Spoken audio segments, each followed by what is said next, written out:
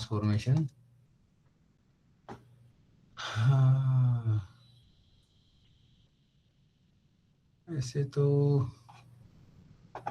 मजा नहीं आएगा, एक जब जब करता रहेगा। रुको दूसरी जगह लिख के देखता हूँ, वहां भी हिल रहा है क्या।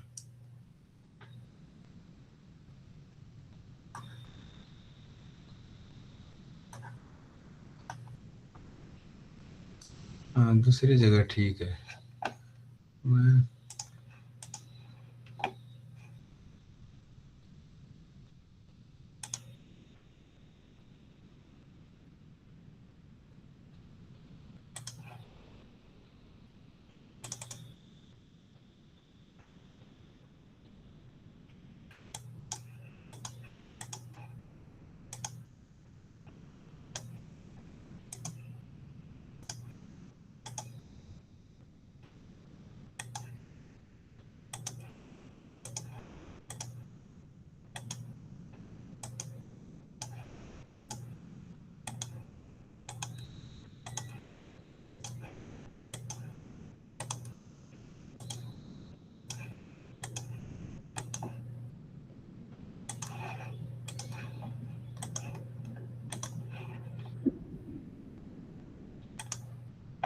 आएगी, रुको 1 मिनट। मैं दोबारा से शेयर किया स्क्रीन, वहां पे वो हिल ज्यादा रहा था।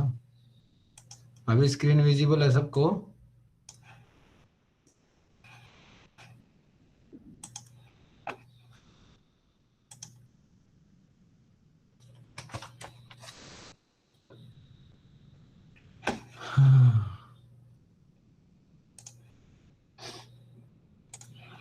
ठीक है।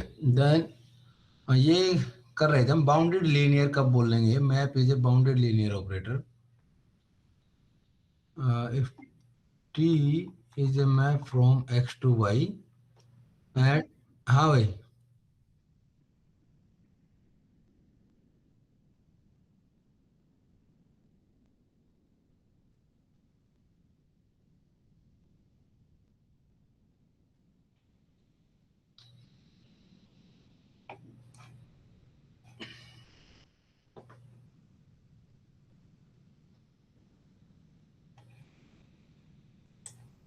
मेरा काम बढ़ा दोगे ऐसे आप।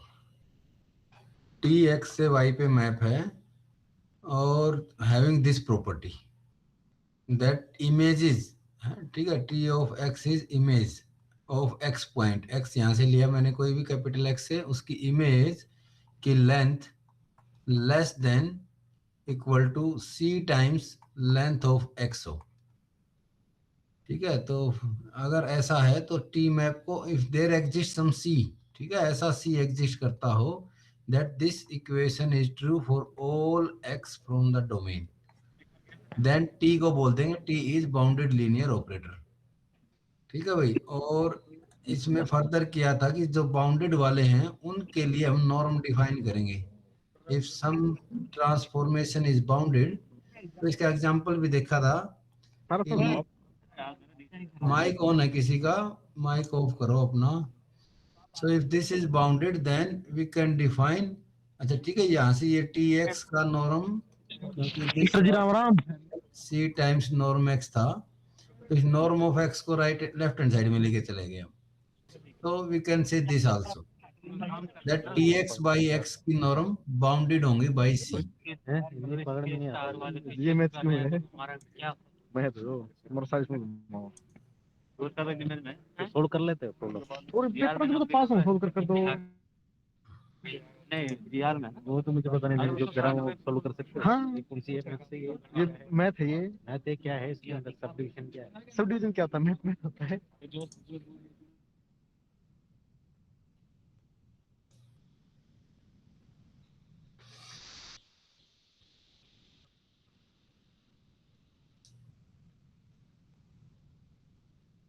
चलो भाई आगे देखते हैं। ठीक है, तो टी एक्स बाई एक्स मेरा बाउंडेड बाई सी है फॉर ऑल एक्स, और ये टी एक्स बाई एक्स जो थे मेरे इमेजेस बाई डोमेन का पॉइंट, इनका सुप्रीमम एग्जिस्ट कर जाएगा।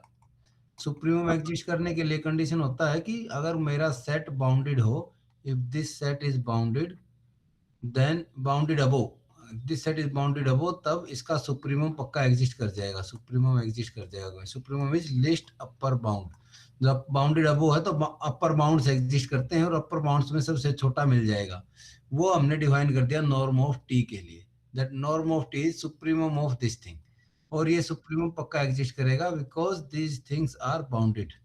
ऐसे करके हमने फॉर बाउंडेड ऑपरेटर्स के लिए, बाउंडेड ऑपरेटर्स के लिए उनकी नॉर्म डिफाइन की है, दिस इज द नॉर्म। इसी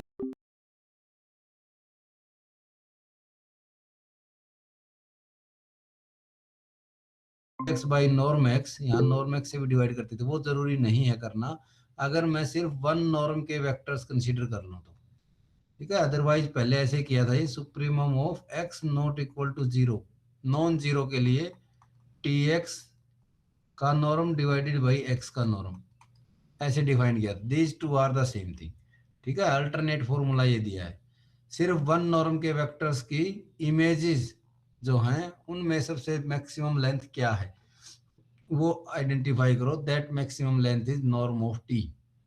तो पहले तो ये कह रहा है कि चलो देखेंगे कि दिस नॉर्म जो डिफाइन की है, ये मानो डेफिनेशन चाहिए, मानो बोथ आर द सेम, ये डेफिनेशन सच में नॉर्म है। नॉर्म के लिए चार कंडीशन होती थी, वो चारों कंडीशन चेक करेंगे कि ये greater than equal to zero होगी, इक्वल टू जीरो होगा if and only if T is zero map, और अल्फा टी का norm is equal to mod of alpha times norm of T होगा, और एक of T one plus T two का norm less than T one का norm plus T two norm, ये सब रहेगा। ये सारी बातें प्रूव करनी पड़ेंगी, तो ये मैंने छोड़ दिया आपके लिए ये इसका प्रूफ, ये बी वाला part, that since this thing is the norm is positive, ठीक है। नॉर्म जो मेरा एक्स से वाई दोनों के दोनों नॉर्म स्पेस हैं, एक्स और वाई, उनके अंदर तो नॉर्म डिफाइंड है, नॉर्म ऑफ एक्स का कुछ मतलब है और नॉर्म की सारी प्रॉपर्टीज को सेटिस्फाई करता है।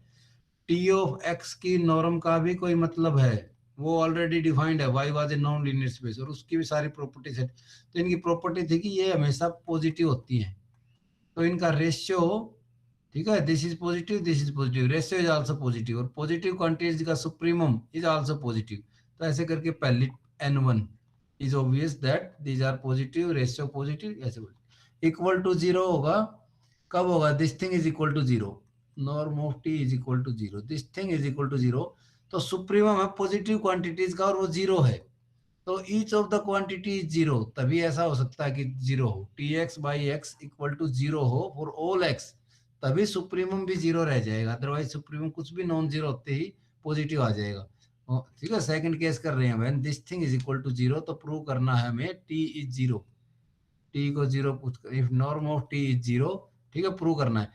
तो क्या बोला कि since this thing is zero and this is equal to supremum of some positive things, each of this positive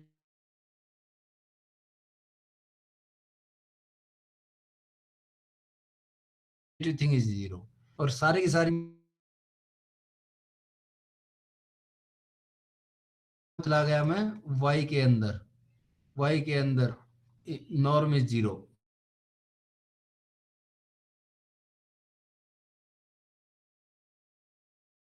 और y में नॉर्म स्पेस है y, तो वहां से बोल सकते दिस थिंग को जीरो पे मैप करता हो, this map is zero map, तो ऐसे करके दिखा दूंगा कि this thing is zero implies T is zero map. ऐसे ही बाकी की जो प्रॉपर्टीज और बच गई, दैट अल्फा टी का नॉर्म्स का सुप्रीमम ओवर वन नॉर्म के वेक्टर्स पे ले रहा हूँ, ये वाली डेफिनेशन ले रहा हूँ, जो मर्जी ले लें, दोनों सेम डेफिनेशन है। नीचे वाली डेफिनेशन से प्रूव करना चाहता है अल्फा टी का norm is equal to, prove करना चाहता है mod of alpha times norm of T, इसके इक्वल प्रूव करना चाह रहा है। सिंस अल्फा टी का norm by this definition T की जगह अल्फा टी हो जाएगा, supremum of alpha T at X for all X with norm one, and this is, अब ये नॉर्म मेरा y में चला गया, तो y के अंदर मोड अल्फा बाहर निकल जाएगा, नॉर्म ऑफ टी एक्स आ जाएगा, मोड ऑफ अल्फा बाहर, और सुप्रीमम क्योंकि x पर है, इस पार्ट में तो कुछ x है ही नहीं, ये बाहर, और ये supremum of this thing which is norm of T, this is norm of T, ऐसे करके और ऐसे ही ट्रायंगल इनइक्वालिटी भी देख लोगे। चलो ये सब हमने देखा कि ये जो वेल डिफाइंड है। अब ये आइडेंटिटी ऑपरेटर भी बाउंडेड है और इसकी नॉर्म 1 हो जाएगी। ठीक है, टी ऑफ एक्स जो कि मेरा एक्स ही है, इसके लिए norm of this is equal to norm of this. तो यहाँ पे जो सी आता है, सी इक्वल टू 1 काम करेगा। ठीक है, या फिर कह लूँ कि norm of T X by norm of X this is equal to 1 और इसका सुप्रीमम इज आल्सो 1। तो आइडेंटिटी ऑपरेटर की नॉर्म 1, जीरो ऑपरेटर की नॉर्म 0। डिफरेंशियल ऑपरेटर कल देखा था कि बाउंडेड नहीं है 0 से 1 डोमेन पे, क्योंकि x की पावर n में तो सबकी मैक्सिमम वैल्यू इसकी नॉर्म 1 आ जाएगी, लेकिन इसका डेरिवेटिव जो कि n x की पावर n माइनस 1 हो जाएगा डेरिवेटिव, उसकी नॉर्म उसकी मैक्सिमम वैल्यू 0 से 1 इंटरवल में n के इक्वल आ जाएगी, n के इक्वल, जो कि बाउंडेड नहीं रहेगा। ठीक है, तो t ऑफ एक्स n की नॉर्म n आ गया n times 1 and this should be less than c times norm of t, norm of x की पावर n जो कि 1 था, लेस देन c रहना चाहिए था फॉर ऑल n। तो this is not true that n is less then c for all n, this is not true, hence derivative map is not bounded operator. ये सब कल किया था हमने। अब एक रिजल्ट है, इंपॉर्टेंट रिजल्ट है, जो एग्जाम में बिल्कुल आ सकता है, दैट कोई भी ऑपरेटर है, this operator is also a function, उसको कंटिन्यूअस बोल लूं या उसको बाउंडेड बोल लूं, both things are the same. किसी का माइक ऑन है भाई, चेक करो आवाज आ रही है। Continuity and boundedness are the same thing.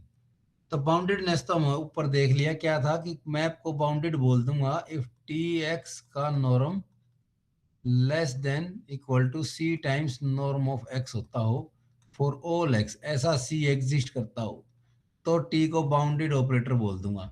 और दूसरा है कंटिन्यूटी, दोनों को सेम बताना है। फिर कंटिन्यूटी क्या होता है कि डोमेन में अगर मैं, ये कंटिन्यूटी की डेफिनेशन यहाँ लिखी है भाई, that a map is continuous, T is continuous at point X naught, किसी पॉइंट पर कंटिन्यूअस होएगा if for given epsilon greater than 0 there exist delta such that whenever x point is up to delta distance from this x naught, then their images t of x is less than epsilon distance from t of x naught।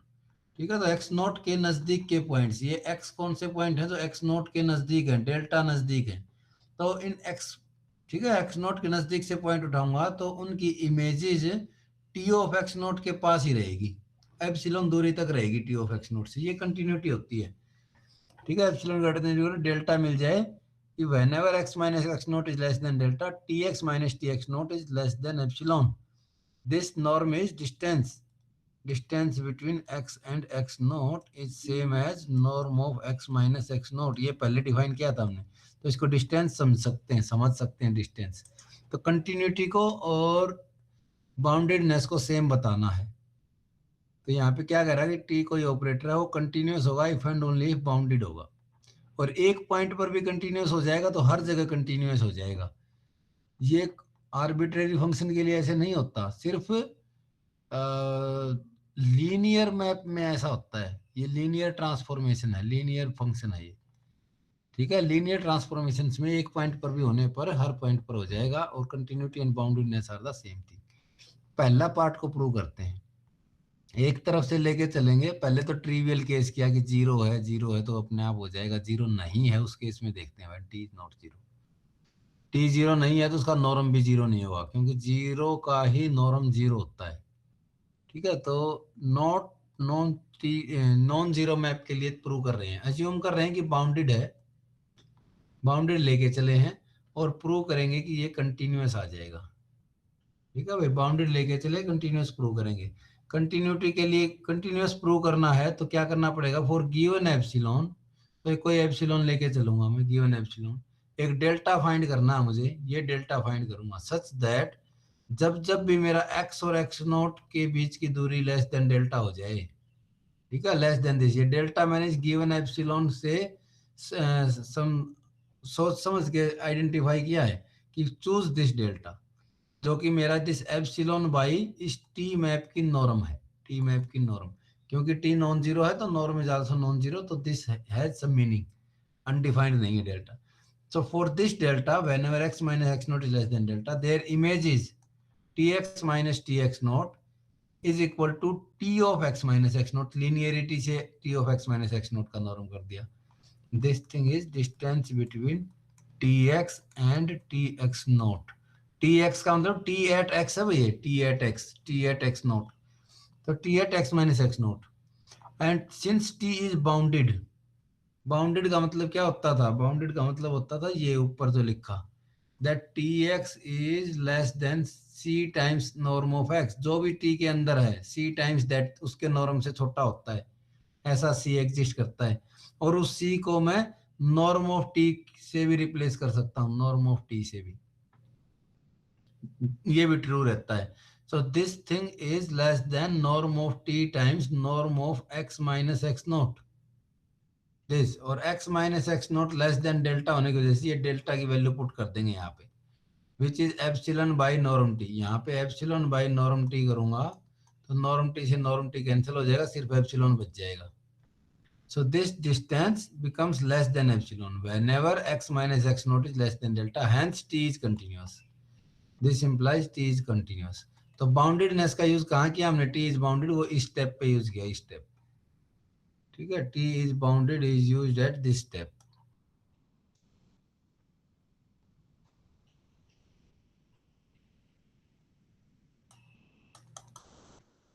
ठीक है भाई, कल हमने ये देखा था, छोड़ दो क्या देखा था. सो hence T is continuous. Conversely करेगा कि टी को कंटिन्यूअस लेके चलूंगा eight a point X note. एक पॉइंट पे लेके चल रहा है, हर जगह नहीं लेके चल रहा, सिर्फ एक पॉइंट पर भी अगर कंटिन्यूअस है तो भी उसको बाउंडेड दिखा देगा. और फिर बाउंडेड इंप्लाइज कंटिन्यूटी, पहले वाले पार्ट से अभी किया हमने बाउंडेड इंप्लाइज कंटिन्यूटी, तो सेकंड पार्ट भी साथ के साथ ही प्रूफ हो जाएगा, बी पार्ट भी.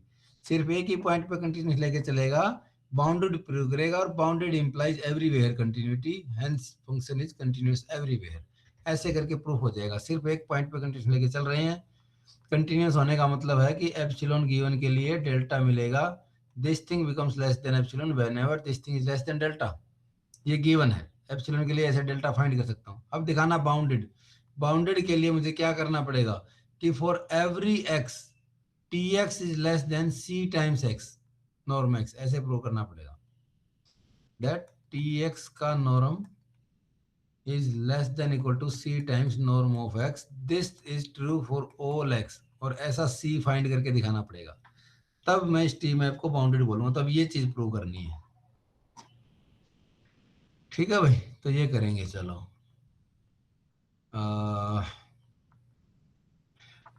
Take any y non zero such that इस x नॉट में डेल्टा, ये जो डेल्टा था, delta times Y by norm of Y करके ऐड कर दिया. ठीक है, एक्स नॉट में कुछ नंबर ऐड कर दिया. ठीक है, उससे क्या फर्क पड़ेगा, उससे फर्क क्या पड़ेगा, तो x माइनस एक्स नॉट की निकालेगा. x minus X naught is this delta Y by this, और इसका norm is equal to this norm.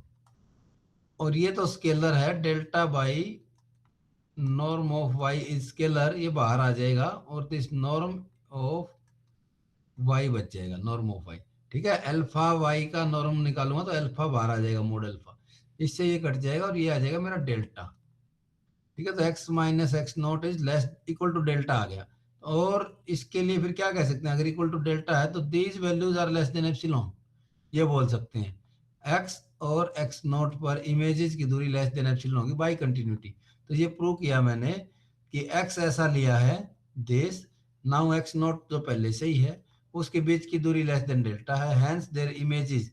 अब इमेजेस लगा दो इस पे, T of x minus T of X not. X जबकि ये है, ये पुट कर दूं एक्स की जगह पे मैं, T of x minus T of X naught which is equal to T of x minus X naught. और एक्स माइनस एक्स नॉट यहाँ से delta Y upon norm of Y के इक्वल है, और ये वाला स्केलर बाहर आ जाएगा अब. ठीक है, this is scalar, delta is some number, norm of Y is a number, वो मोड ऑफ करके वो बाहर आ जाएगा, और टी ऑफ वाई का नॉर्म पीछे रहेगा. तो ये किसके इक्वल आ गया मेरा, ठीक है। सो दिस थिंग इज, ये प्रूव करना था अपने को, T of x is less than this C times norm X, C find करना था। So this thing, this implies this thing is less than, ठीक है, ये वाली definition, T X minus T X naught तो लेस देन एप्सिलॉन था। So this thing is less than epsilon. और इस चीज को राइट हैंड साइड में ले जाएं अब, टी ऑफ वाई का norm is less than equal to epsilon into norm of Y divided by delta, नीचे आ जाएगा, इससे हो जाएगा। ठीक है, ये वाई कोई भी वाई लेके चले थे, now take any arbitrary Y, यहाँ लेके चले थे कोई भी Y and satisfying this condition. So this thing work as C, this thing work as C, T of Y का norm is less than C times norm of Y for all Y, arbitrary Y लेके चले थे। So hence T is bounded. ठीक है भाई, ऐसे करके सी find कर लिया। तो यहां से प्रूव किया हमने कि boundedness and continuity are the same notion, चाहे मैप को कंटिन्यूस बोल रहे हैं चाहे बाउंडेड बोल रहे हैं, सेम ही चीज है। अब आ जाओ आप आगे, लीनियर फंक्शनल क्या है, जिस पर बेस्ड इस कोर्स का नाम है फंक्शनल। जैसे अभी टी मेरे मैप थे एक्स वेक्टर स्पेस से वाई वेक्टर स्पेस पर, और एक्स और वाई दोनों के दोनों सेम फील्ड के ऊपर vector space over field F थे, दोनों के दोनों। अब F over F, field over field is also A vector space of dimension one dimension का। जैसे कि आर ओवर आर करूंगा मैं तो इसे वन डायमेंशनल वेक्टर स्पेस है, R square over R two dimensional है। ठीक है, तो field over field is always one dimensional vector space होता है वो भी। तो इस y की जगह अगर मैं फील्ड कर दूं, then also this is a linear transformation, अब भी वो लीनियर ट्रांसफॉर्मेशन ही रहेगी, बस चेंज क्या किया है कि y वाला स्पेस पर्टिकुलरली फील्ड के इक्वल कर दिया मैंने। ऐसा करने पर इस लीनियर ट्रांसफॉर्मेशन को ही लीनियर फंक्शनल बोलूंगा अब मैं, इसी का नाम आ जाएगा अब लीनियर फंक्शनल। वो वाली लीनियर ट्रांसफॉर्मेशन जो वेक्टर स्पेस x से उसके फील्ड पे हो, हालांकि ये दोनों, ये तो वेक्टर स्पेस कह ही रहे हैं, this field is also vector space भी रहता है। तो वेक्टर स्पेस से वेक्टर स्पेस ना बोल के वेक्टर स्पेस से फील्ड पे जो लीनियर ट्रांसफॉर्मेशन हैं उनको लीनियर फंक्शनल बोलते हैं। तो जो भी ऊपर प्रॉपर्टी अभी हमने पढ़ी है लीनियर ट्रांसफॉर्मेशन के लिए, this same properties will work for linear functional also, because functional is particular case of linear transformation, जो सभी ट्रांसफॉर्मेशंस के लिए ट्रू था, that is true for linear functionals also, functional, only difference is the image set is a field here। ठीक है भाई, ये वाला डोमेन से फील्ड पे k is field here, k is either r और k is c, ये field है। तो जो डिफाइन किया था हमने बाउंडेड लीनियर ट्रांसफॉर्मेशन किया था, बाउंडेड लीनियर फंक्शनल बोल देंगे अब, दैट नॉर्म ऑफ अच्छा इसको नोटेशन भी टी की बजाय एफ लिखेंगे अब। एफ एफ क्यों लिखूंगा, क्योंकि एफ मेरा मैप कुछ ऐसा हो गया आर स्क्वायर से आर पे। So this is some real valued function now. ठीक है, यहाँ इमेज आ रही रियल वैल्यूड फंक्शन, फंक्शन को एफ से डिनोट करेगा, एफ जी ये वाले फंक्शन। ठीक है, तो फंक्शनल्स को एफ और जी से लिख रहा है, even though F and G are transformations. तो ट्रांसफॉर्मेशन की जो प्रॉपर्टी थी वो भी है इनके पास। तो और एफ किसी भी पॉइंट एक्स पर अप्लाई होने के बाद पहुंच गया आर के अंदर, तो आर के अंदर norm of that F of x is nothing but modulus of F of x, modulus of F of x. Field के अंदर नॉर्म मॉडुलस के इक्वल होता है भाई, -5 का norm is length of the -5 in is equal to 5, 0 से 5 तक -5 तक की दूरी इज 5, जो कि मॉडुलस ऑफ -5 के इक्वल है। ठीक है, तो फील्ड के अंदर इसी नॉर्म को मॉडुलस से डिवाइड चेंज कर देंगे बस, तो बाकी डेफिनेशन सेम है। That norm of F X is equal to norm of T X रहता था इधर, और नॉर्म को मॉडुलस कर दिया लेस देन सी एक्स, ऐसा कोई सी एग्जिस्ट कर जाए, this is true for all X, तो एफ को बोल दूंगा बाउंडेड लीनियर फंक्शनल। फर्दर इसकी नॉर्म क्या होगी फिर, नॉर्म इज सुप्रीमम ऑफ, यहाँ नॉर्म करता था norm of F X divided by norm F, and since norm is equal to modulus, तो ये वाली डेफिनेशन। यहाँ पे सारे ना लेके मैं वन नॉर्म के भी ले सकता हूँ। Only mod of F X की supremum where X is of one norm. Continuity and boundedness, ये तो पहले ही करके आ चुके हैं हम। For all transformation continuity and boundedness are the same thing since functionals are also transformation, तो इसके लिए भी सेम ही चीज है। तो कुछ एग्जांपल दिए इन्हें फंक्शनल के। Norm this dot product R3 से R पे, dot product with some fix A को फिक्स ले लिया मैंने, और किसी भी एलिमेंट की इमेज निकालना तो ए के साथ डॉट प्रोडक्ट करा दिया। This is A functional, linear functional है। चेक करेगा ये लीनियर भी है, ये बाउंडेड भी है, और इसकी नॉर्म निकाल रहा है, इसकी नॉर्म ए की नॉर्म के इक्वल आ जाएगा। ठीक है, ये एग्जांपल पढ़ोगे, आगे चलते हैं। इंटीग्रेशन, ये भी मेरा बाउंडेड लीनियर फंक्शनल हो जाएगा इंटीग्रेशन।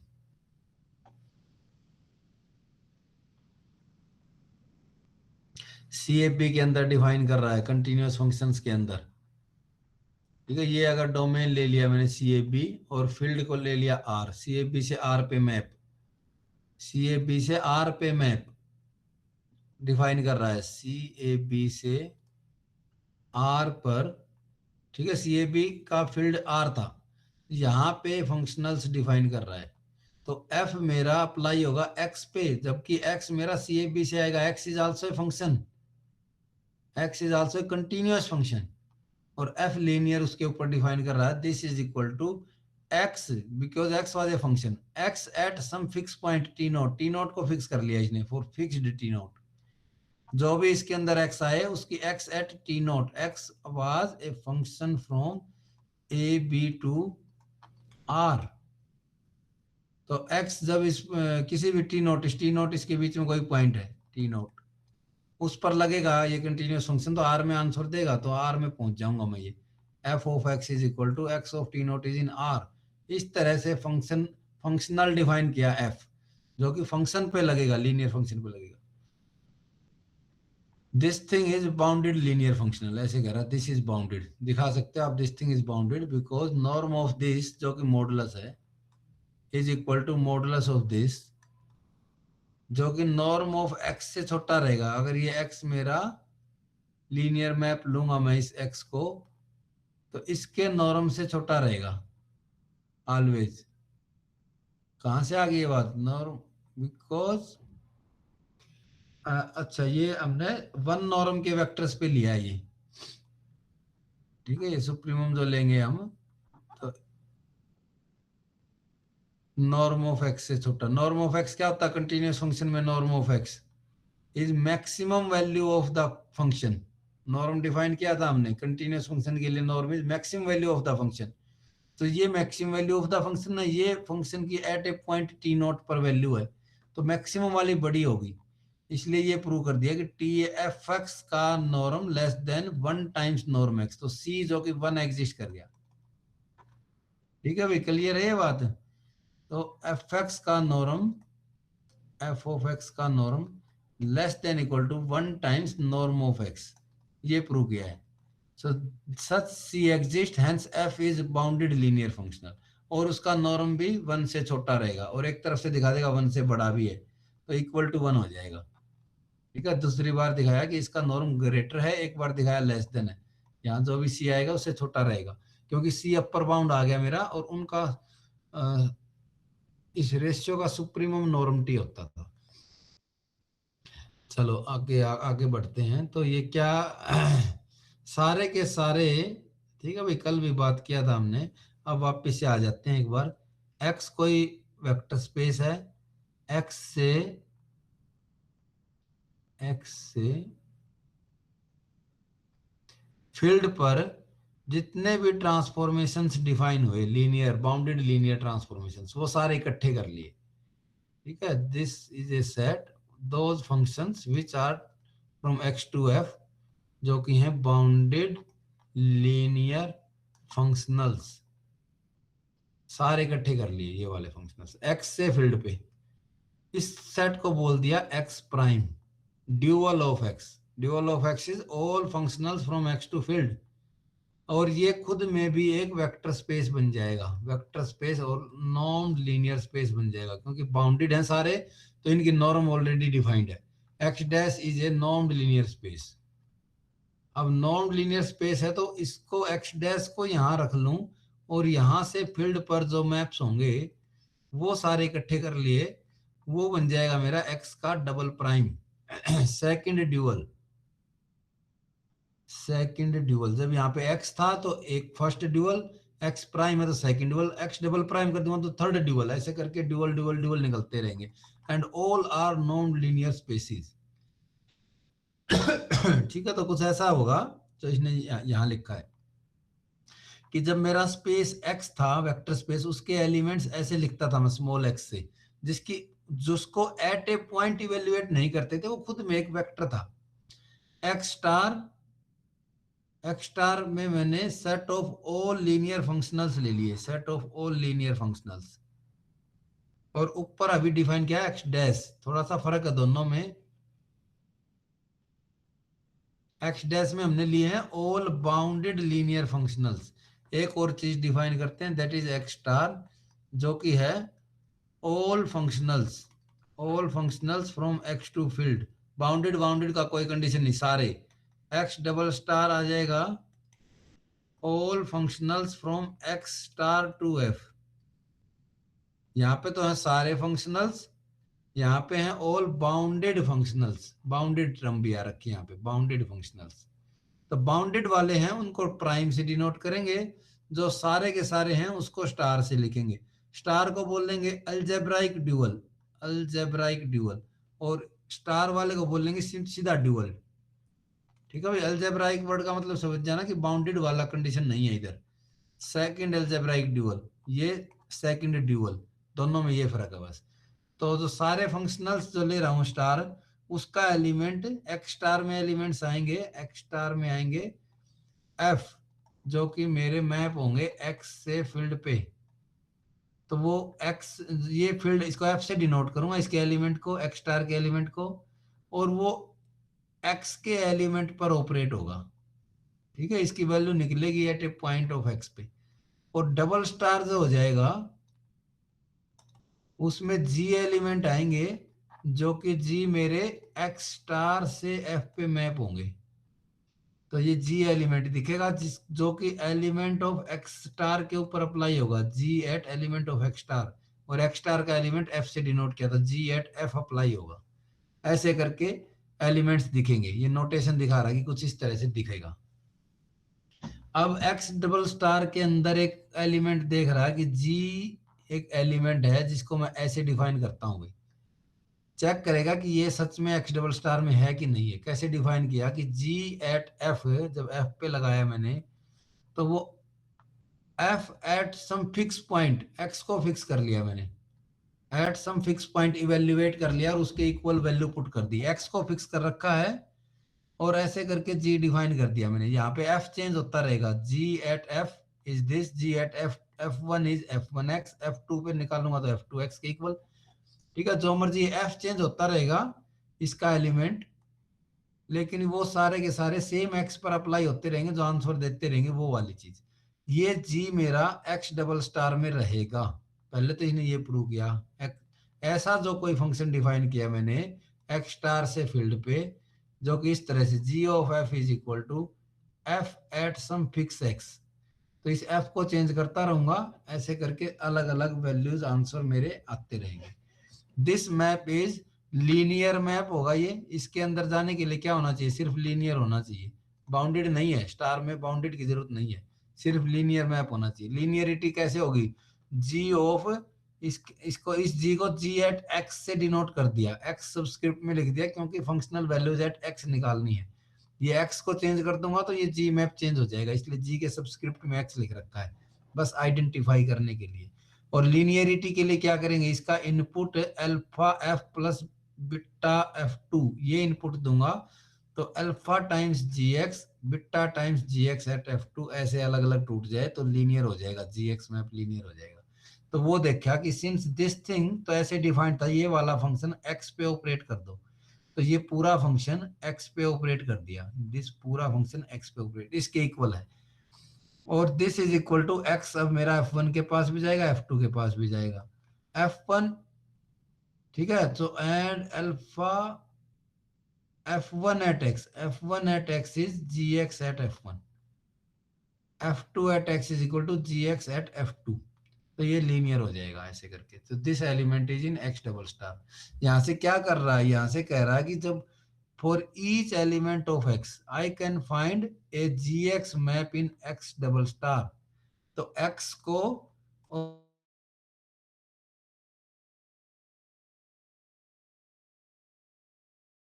और x double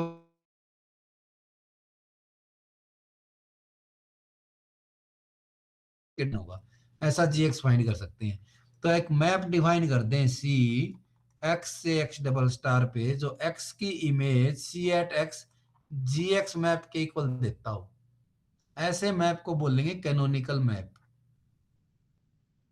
such A map is called canonical map, जो कि एक्स के एलिमेंट से एक्स स्टार का वो वाला एलिमेंट जी एक्स एलिमेंट दे देगा। एक्स स्टार में जी एक्स में एलिमेंट होते हैं, such that G X is in X double star.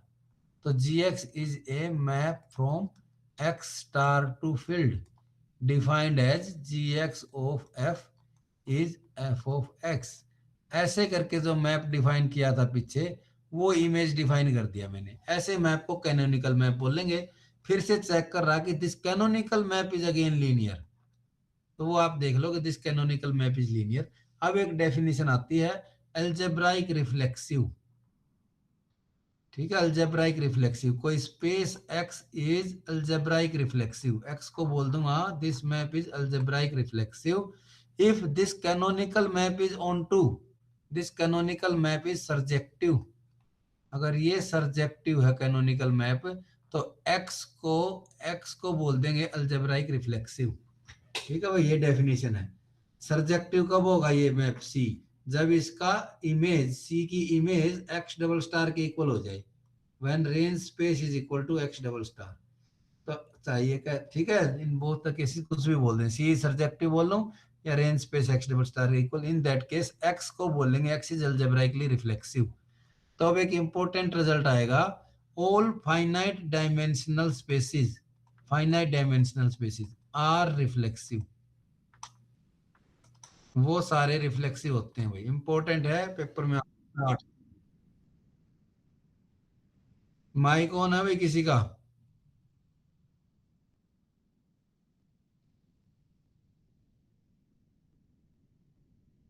Monika तुम्हारा माइक ऑन है भाई?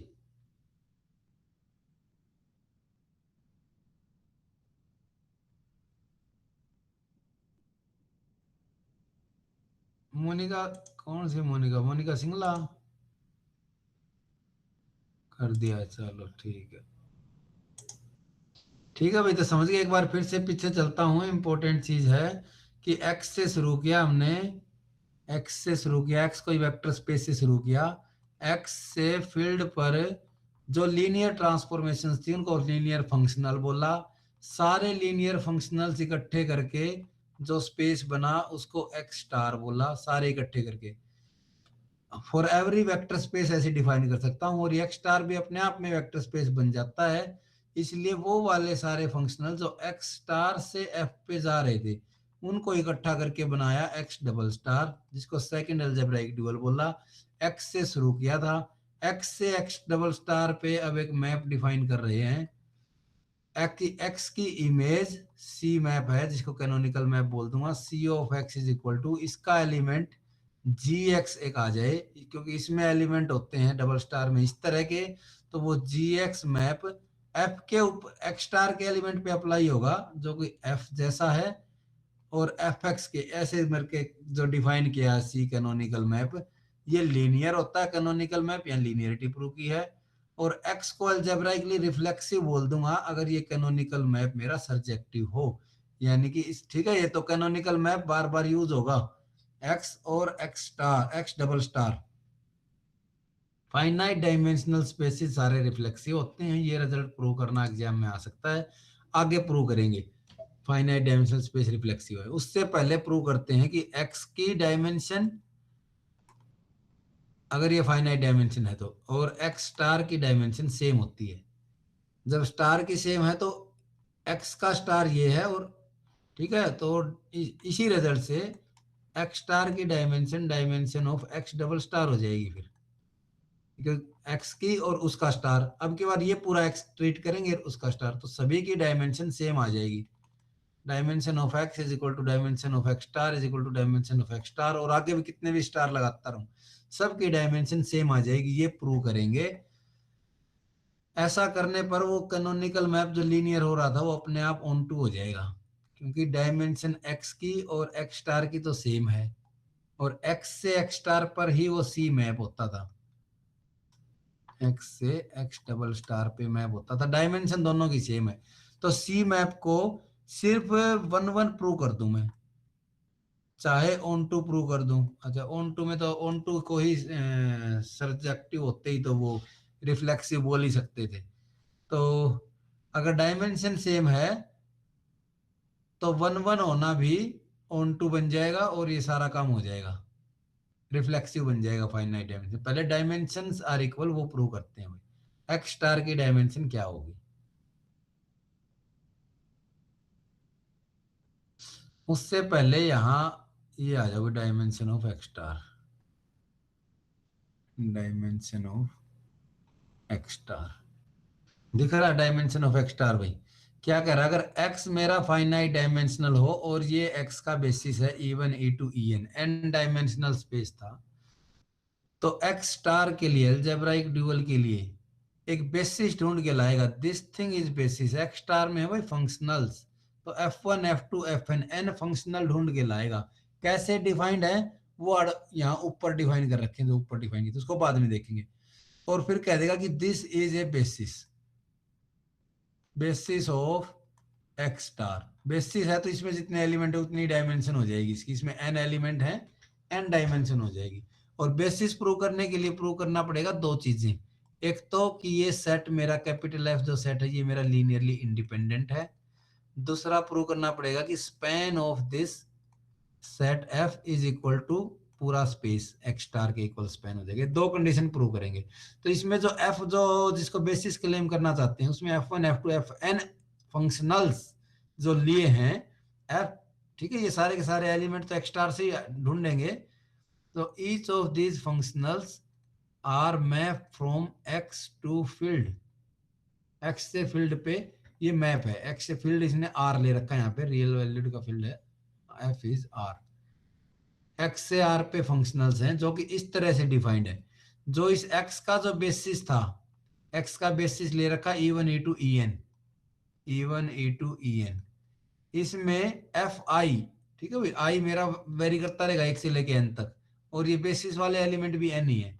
जब पहला फॉर एग्जांपल F1 जो होगा मेरा मैप, वो E1 को तो आंसर करेगा 1 और बाकी सबको 0, F of E2 F of E3 up to F of EN all are 0, और E1 को 1, ऐसे करके एक फंक्शनल डिफाइन किया हमने।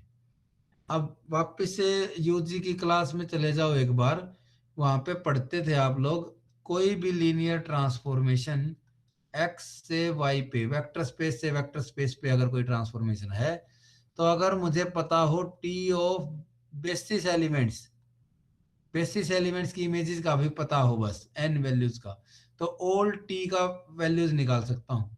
Information about a linear transformation, पूरी ट्रांसफॉर्मेशन की information is equivalent to having information of T values at basis only. अगर बेसिस पर भी इमेज पता है तो भी पूरी ट्रांसफॉर्मेशन का पता चल जाएगा, क्योंकि किसी भी एक्स पे अगर निकालना हो मुझे एक्स की इमेज, क्योंकि एक्स को लिख सकता हूं मैं linear combination of basis elements α1 E1 plus α2 E2 plus plus plus αn करके लिख सकता हूँ, ठीक है भाई, बेसिस के एलिमेंट में हर एलिमेंट को लिख सकता हूँ। तो ये अब टी लीनियर है तो टी अंदर जाएगा, α1 बाहर आ जाएगा T of E1 plus α2 T of E2। So सिर्फ T of E1 T of E2 T of EN अगर पता है तो ये कैलकुलेट हो जाएगा, α1 दिस α2 दिस α दिस, जो कि टी ऑफ एक्स कैलकुलेट हो जाएगा मेरा। ठीक है, तो ये यूजी की बात की हमने कि having information about basis element, images of basis element is same as having information about full transformation। तो यहाँ पे जो एफ आई लीनियर फंक्शनल्स जो डिफाइन करने थे हमें, पूरी डोमेन पे डिफाइन नहीं किए, सिर्फ बेसिस पर डिफाइन करके छोड़ दिए कि सिर्फ बेसिस पर इस तरह से डिफाइन किए हैं कि पहला फंक्शनल पहले बेसिस के पहले एलिमेंट पर 1 देगा, बाकी सब पे 0। दूसरा फंक्शनल F2 जो डिफाइन करूंगा वो E2 पे 1 देगा, E1 E3 En सब पे 0। आखिरी वाला सिर्फ आखिरी वाले बेसिस एलिमेंट En पे 1 देगा, बाकी सब पे 0। ऐसे करके फंक्शनल डिफाइन किए हैं भाई। तो डेफिनेशन समझ में आ गई क्या इन फंक्शनल्स की भी, जिनको बेसिस प्रूव करना है। अगर डेफिनेशन समझ में आई है तो कुछ प्रूव कर पाओगे। फिर से बोलता हूं क्या किया है। एक्स एक वेक्टर स्पेस है, फाइनाइट डायमेंशनल।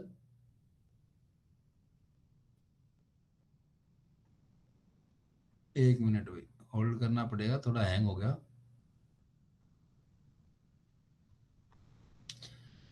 एक्स एक फाइनाइट डायमेंशनल वेक्टर स्पेस है। फाइनाइट डायमेंशनल है तो इसका बेसिस मैंने ले लिया E1 E2 En, जो कि कुछ ऐसा हो सकता है 1 0 0 0 0 1 0 0 0 0, स्टैंडर्ड बेसिस होता था। ऐसा भी हो सकता है अगर वो Rn है तो, जो मर्जी होता है। ऐसे करके जो भी है E1 E2 En इसका एक बेसिस है। This is basis for x. और एक्स स्टार होता था सेट ऑफ ऑल फंक्शनल्स जो कि है मेरे एक्स से फील्ड पे, एक्स से फील्ड पे जो फंक्शनल्स हैं, एक्स से आर पे जो मैप्स हैं, वो सारे इकट्ठे कर रखे हैं।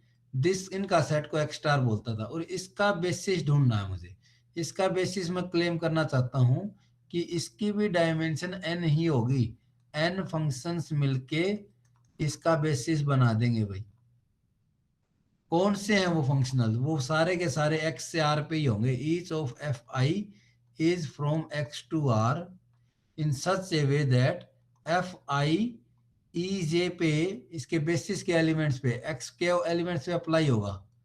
अगर वो सिर्फ बेसिस पर इमेज पता हो तो सारे डोमेन पे पता चल जाएगी, इसलिए सिर्फ बेसिस पे डिफाइन कर रहा हूं कि X I of E J is 1 if I is equal to J and 0 otherwise. ठीक है भाई, जब ये E1 आएगा तो ये I और E1 दोनों मैच करेंगे, यानी कि पहला पहले पे 1 देगा, बाकी सब पे 0। दूसरा दूसरे पे 1 देगा, बाकी सब पे 0। nth वाला nth पे 1 देगा, बाकी सब पे 0। ऐसे करके F1 F2 Fn डिफाइन किए। अब इस सेट को मैं, इस सेट को F1 ये एक्स स्टार की इक्वल नहीं है, दिस इज सम B लिख देता हूँ, B जिसको बेसिस प्रूव करना है। इसको मैं लीनियरली इंडिपेंडेंट प्रूव करूंगा। दूसरा स्पैन प्रूव करूंगा, स्पैन कर रहा है। जो मर्जी एक्स स्टार से एलिमेंट ले लूं, जो मर्जी एफ ले लूं, वो F1 F2 Fn के लीनियर कॉम्बिनेशन में लिख के दिखाएंगे। That alpha 1 F1 plus alpha 2 F2 plus plus plus alpha n Fn के लिख सकता हूं for some alpha 1 alpha 2 alpha n। एक काम ये करूंगा, दूसरा लीनियरली इंडिपेंडेंट दिखाऊंगा इसको। अब लीनियरली इंडिपेंडेंट शुरू करते हैं। लीनियर इंडिपेंडेंट होता था कि जब मैंने F1 F2 के लीनियर कॉम्बिनेशन को, ये लीनियर कॉम्बिनेशन ले लिया मैंने, क्या ले लिया, beta 1 F1 plus beta 2 F2 plus plus plus beta n Fn, ये लीनियर कॉम्बिनेशन हो गया। इसको इक्वल टू 0 रख दिया मैंने। 0 ऐसे लिखूंगा तो this should be true only if each of beta i is 0। सारे के सारे बीटा i 0 होनी चाहिए। अगर ऐसा ट्रू है तो F5 का सेट जो था वो मेरा लीनियरली इंडिपेंडेंट हो जाएगा। ये डेफिनेशन होती थी लीनियर इंडिपेंडेंट की। Whenever 0 is equal to linear combination of these vectors F1 F2 Fn vectors 0 के इक्वल होता है, तो कोफिशिएंट्स मेरे सारे के सारे 0 हो जाने चाहिए। तो since left hand side is function, scalar multiple of function is also function, function plus function, ये सारा फंक्शन है लेफ्ट हैंड साइड। तो right hand side is also A 0 function, 0 map. तो हर पॉइंट पे, जिस मर्जी पॉइंट पे चेक करो, ये तो 0 के इक्वल आना चाहिए। तो ये वाली लेफ्ट हैंड साइड भी किसी पॉइंट पे इवेलुएट करूं, वो 0 के इक्वल आ रहा है। तो मैं चेक कर रहा हूं E1 पे, E1 पे, E1 पे जब E1 यहाँ सब पे अप्लाई होगा, E1 this eight E1 this eight E1 E1 सारे E1 पे कैलकुलेट कर रहा हूँ।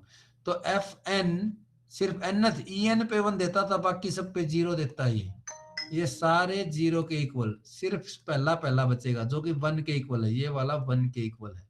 तो only thing left hand side में बचेगा B1 बीटा 1 बीटा 1, ये बाकी सब टर्म 0 हो जाएंगी। Beta 1 is equal to right hand side में 0 एट E1 इज 0, तो इसलिए बीटा 1 इज 0। ऐसे ही जब E2 पे इवेल्युएट करूंगा तो ये सारे 0 हो जाएंगे, सिर्फ सारे 0, सिर्फ ये सेकंड वाला 1 होगा और B2 टाइम्स 1 B2 बचेगा लेफ्ट हैंड साइड में, राइट हैंड साइड में फिर से 0, B2 भी 0। ठीक है, ऐसे because this thing should hold for all x, जो मर्जी एक्स पुट करूं तो E1 E2 En में एक एक करके पुट करता रहा, x is equal to E1 x is equal to E2 और हर बार bi मेरा 0 आता रहा, इसलिए लीनियरली इंडिपेंडेंट भी। पहला काम तो ये। दूसरा स्पेनिंग प्रूव करना है, that f is some linear combination of f1 f2 fn में लिख सकता हूं।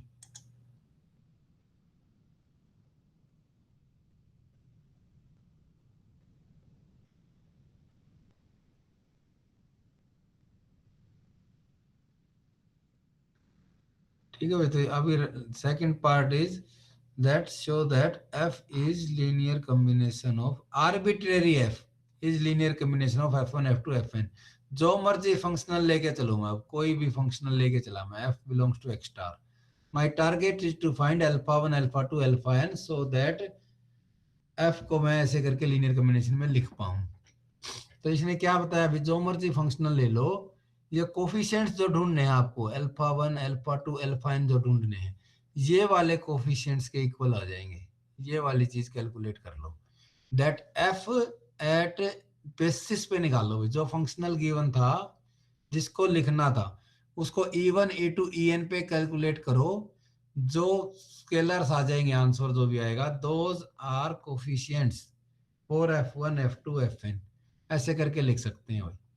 Y, because F X is equal to, ठीक है, एक्स को लिख दिया मैंने, X is summation X I I E I, E I के लीनियर कॉम्बिनेशन में लिख सकता हूँ क्योंकि एक्स का बेसिस है मेरा, ये एक्स एलिमेंट मैंने कैपिटल एक्स से लेना है, उसका बेसिस है E1 E2 En, तो एक्स को इनके लीनियर कॉम्बिनेशन में लिख सकता हूँ। तो एफ ऑफ एक्स जब कैलकुलेट करूंगा, this is equal to F of this, F of x is F of this, और ये लीनियरिटी की वजह से हो जाएगा मेरा समेशन एफ अंदर चला जाएगा, एक्सआई क्योंकि स्केलर हैं, एक्सआई बाहर आ जाएंगे, एफ ऑफ ई आई बन जाएगा ये, F X is equal to this, और ये एफ ऑफ ई आई जो कि अल्फा आई है, वो अल्फा आई लिख दिया इधर। ठीक है, तो अल्फा आई ठीक है, एफ ऑफ एक्स को लिखा मैंने एफ आई एक्स, कोई भी आई, जो ये वाले फंक्शंस थे मेरे f1 f2 fn, अब इनको देख रहा है, what is F I of x, F I इस एक्स पे लगेगा, एफ आई पहली टर्म पे दूसरी टर्म पे सब पे जाके ऑपरेट होगा। ठीक है, तो this becomes XI I and F I of, ठीक है, एफ आई ऑफ एफ जे है ये, एफ जे ऑफ ई आई, और आई वेरी करता रहेगा, जब आई जे के इक्वल होगा तो भी ये 1 बनेगा, क्योंकि हमने देखा था एफ आई जैसे थे मेरे ये फंक्शनल्स, सिर्फ सेम ई आई पर ही 1 देते थे, तो जब जे की आई की वैल्यू जे हो जाएगी तब ये 1 हो जाएगा, और this is equal to X I J आ जाएगा, F J at X is equal to X I J. तो ये जो एक्स आई जे यहाँ पे लिखा है, इसको मैं रिप्लेस कर दूंगा एफ जे ऑफ एक्स से, एफ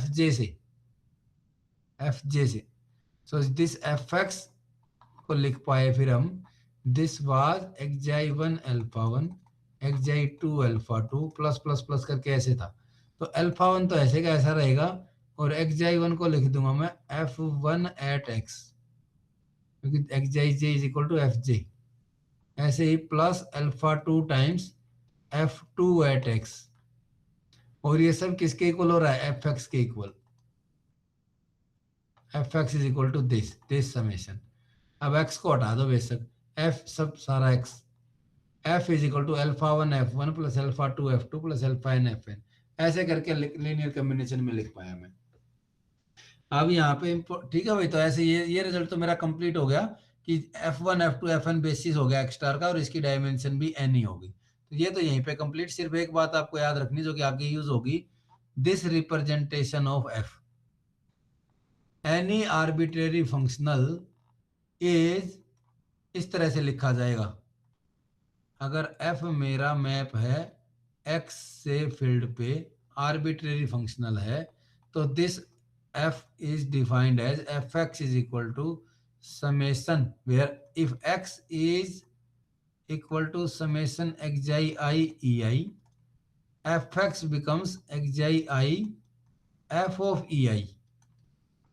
ठीक है भाई, एफ ऑफ ई आई जिसको अल्फा ही लिखा है, एफ एक्स ऐसा बन जाएगा। इसको आगे यूज करेंगे।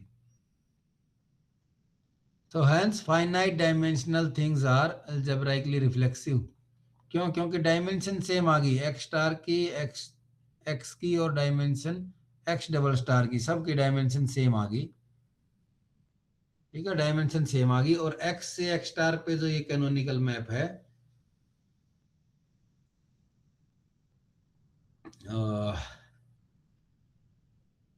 रेंज स्पेस पे, रेंज स्पेस की डायमेंशन ऑफ एक्स के इक्वल आ जाएगी। इस मैप को 1 1 दिखा देगा, ये 1 1 दिखाएगा। सी कैनोनिकल मैप को 1 1 प्रूव कर देगा। 1 1 के लिए एक और इक्विवेलेंट स्टेटमेंट होता था कि अगर नल स्पेस किसी मैप का जीरो हो और सी मेरा लीनियर मैप है, this is true if and only if C is 1 1। ऐसे करके रिजल्ट होता है भाई, C is 1 1 if and only if nullity is zero. ठीक है, तो यहाँ पे नलिटी कैलकुलेट करेगा वो वाले डोमेन के पॉइंट्स जिनकी इमेज जीरो हो, यानी कि जीरो मैप पे जाएं जो, वो वाले एक्स फाइंड करेगा। तो ऐसा जो देखेगा ये, ठीक है, तो वो वाले एक्स नोट पॉइंट्स फाइंड करेगा जिन जो मेरे जीरो मैप की तरह काम करते हो, C is equal to zero होता हो for all points of the domain, for all F ये जीरो होता हो। तो since this is defined as F of x naught, F of x naught zero हो जाएगा फॉर ऑल एफ। ऐसा point कौन से हैं जो जो मर्जी फंक्शनल लगाता रहो आंसर हमेशा जीरो ही आएगा? ऐसा पॉइंट सिर्फ जीरो पॉइंट ही होता है, क्योंकि फंक्शनल मैं चेंज करूं, जो मर्जी फंक्शन लेता रहो हमेशा जीरो ही आंसर देता रहे। लीनियर मैप जीरो पर ही जीरो मैप देता है। आइडेंटिटी मैप भी जीरो देगा फॉर ऑल एफ, लिख रहा हूं यहाँ पे। ठीक है, ऑल मैप के लिए एक्स नोट की इमेज जीरो। तो when identity map comes, identity of x naught is equal to x naught and that is equal to zero. सारे के सारे जो मर्जी एफ लेता मैं, ये तो एक्स नोट इज जीरो। तो जो इसकी नल स्पेस आ गया दैट इज जीरो, वो वाले पॉइंट एक्स के जिनकी इमेज जीरो है, this is zero points only. Hence this c map is 1 1। 1 1 है तो इसकी जो इमेज सेट होगी वहां से एक्स के ऊपर तो ऑटोमेटिकली ऑन टू भी बनेगा वो। ठीक है, सी मेरा एक्स से C range space of C, range space of C पे तो ऑब्वियसली ऑन टू है, रेंज स्पेस ही ले लिया था मैंने इधर। और ये 1 1 भी है, तो यहां से इधर इनवर्स मैप डिफाइन हो जाएगा, ऐसे कह रहा है। और इनवर्स डिफाइन होगा तो रेंज स्पेस की और एक्स की डायमेंशन सेम रही होगी, फिर तभी 1 1 ऑन टू मैप बनेगा। लेकिन डायमेंशन और range space X double star का सबसेट भी है। एक्स डबल स्टार के अंदर मैप था वैसे तो, सी एक्स से एक्स डबल स्टार पे था, रेंज स्पेस इसके अंदर रहेगा एक्स डबल स्टार के। डायमेंशन इसकी और इसकी भी सेम, एक्स की और रेंज स्पेस की भी सेम, तो ये दोनों की भी डायमेंशन सेम हो जाएगी। Range space is equal to x double star के इक्वल हो जाएगा और एक्स सी मैप फिर मेरा ऑन टू बन जाएगा, पूरा ही onto. C onto होते ही कह देंगे कि this thing is surjective. Surjective है means X is algebraically reflexive, X is algebraically reflexive. ऐसे करके प्रूव कर दिया भाई। चलो आगे बढ़ते हैं।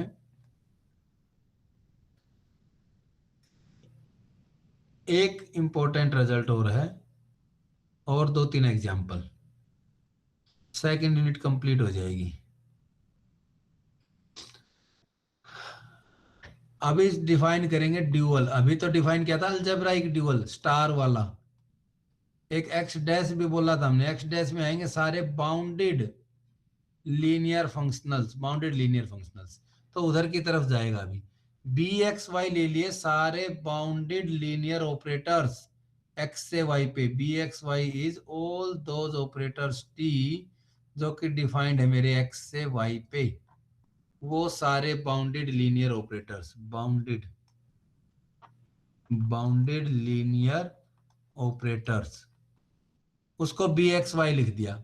इस वाई को जब मैं फील्ड कर दूंगा, वाई की जगह मैं आर या सी कर दूंगा, तो यही बी एक्स वाई मेरा एक्स डैश बन जाएगा, एक्स डैश। वो फंक्शनल्स बन जाएंगे। दिस टी, अगर इस वाई को मैं यहाँ फील्ड कर दूंगा तो इस टी को ही मैं एफ से डिनोट करने लग जाऊंगा, ऐसे देखा था हमने। और this B x F field is x dash, वो एक्स डैश होता है भाई।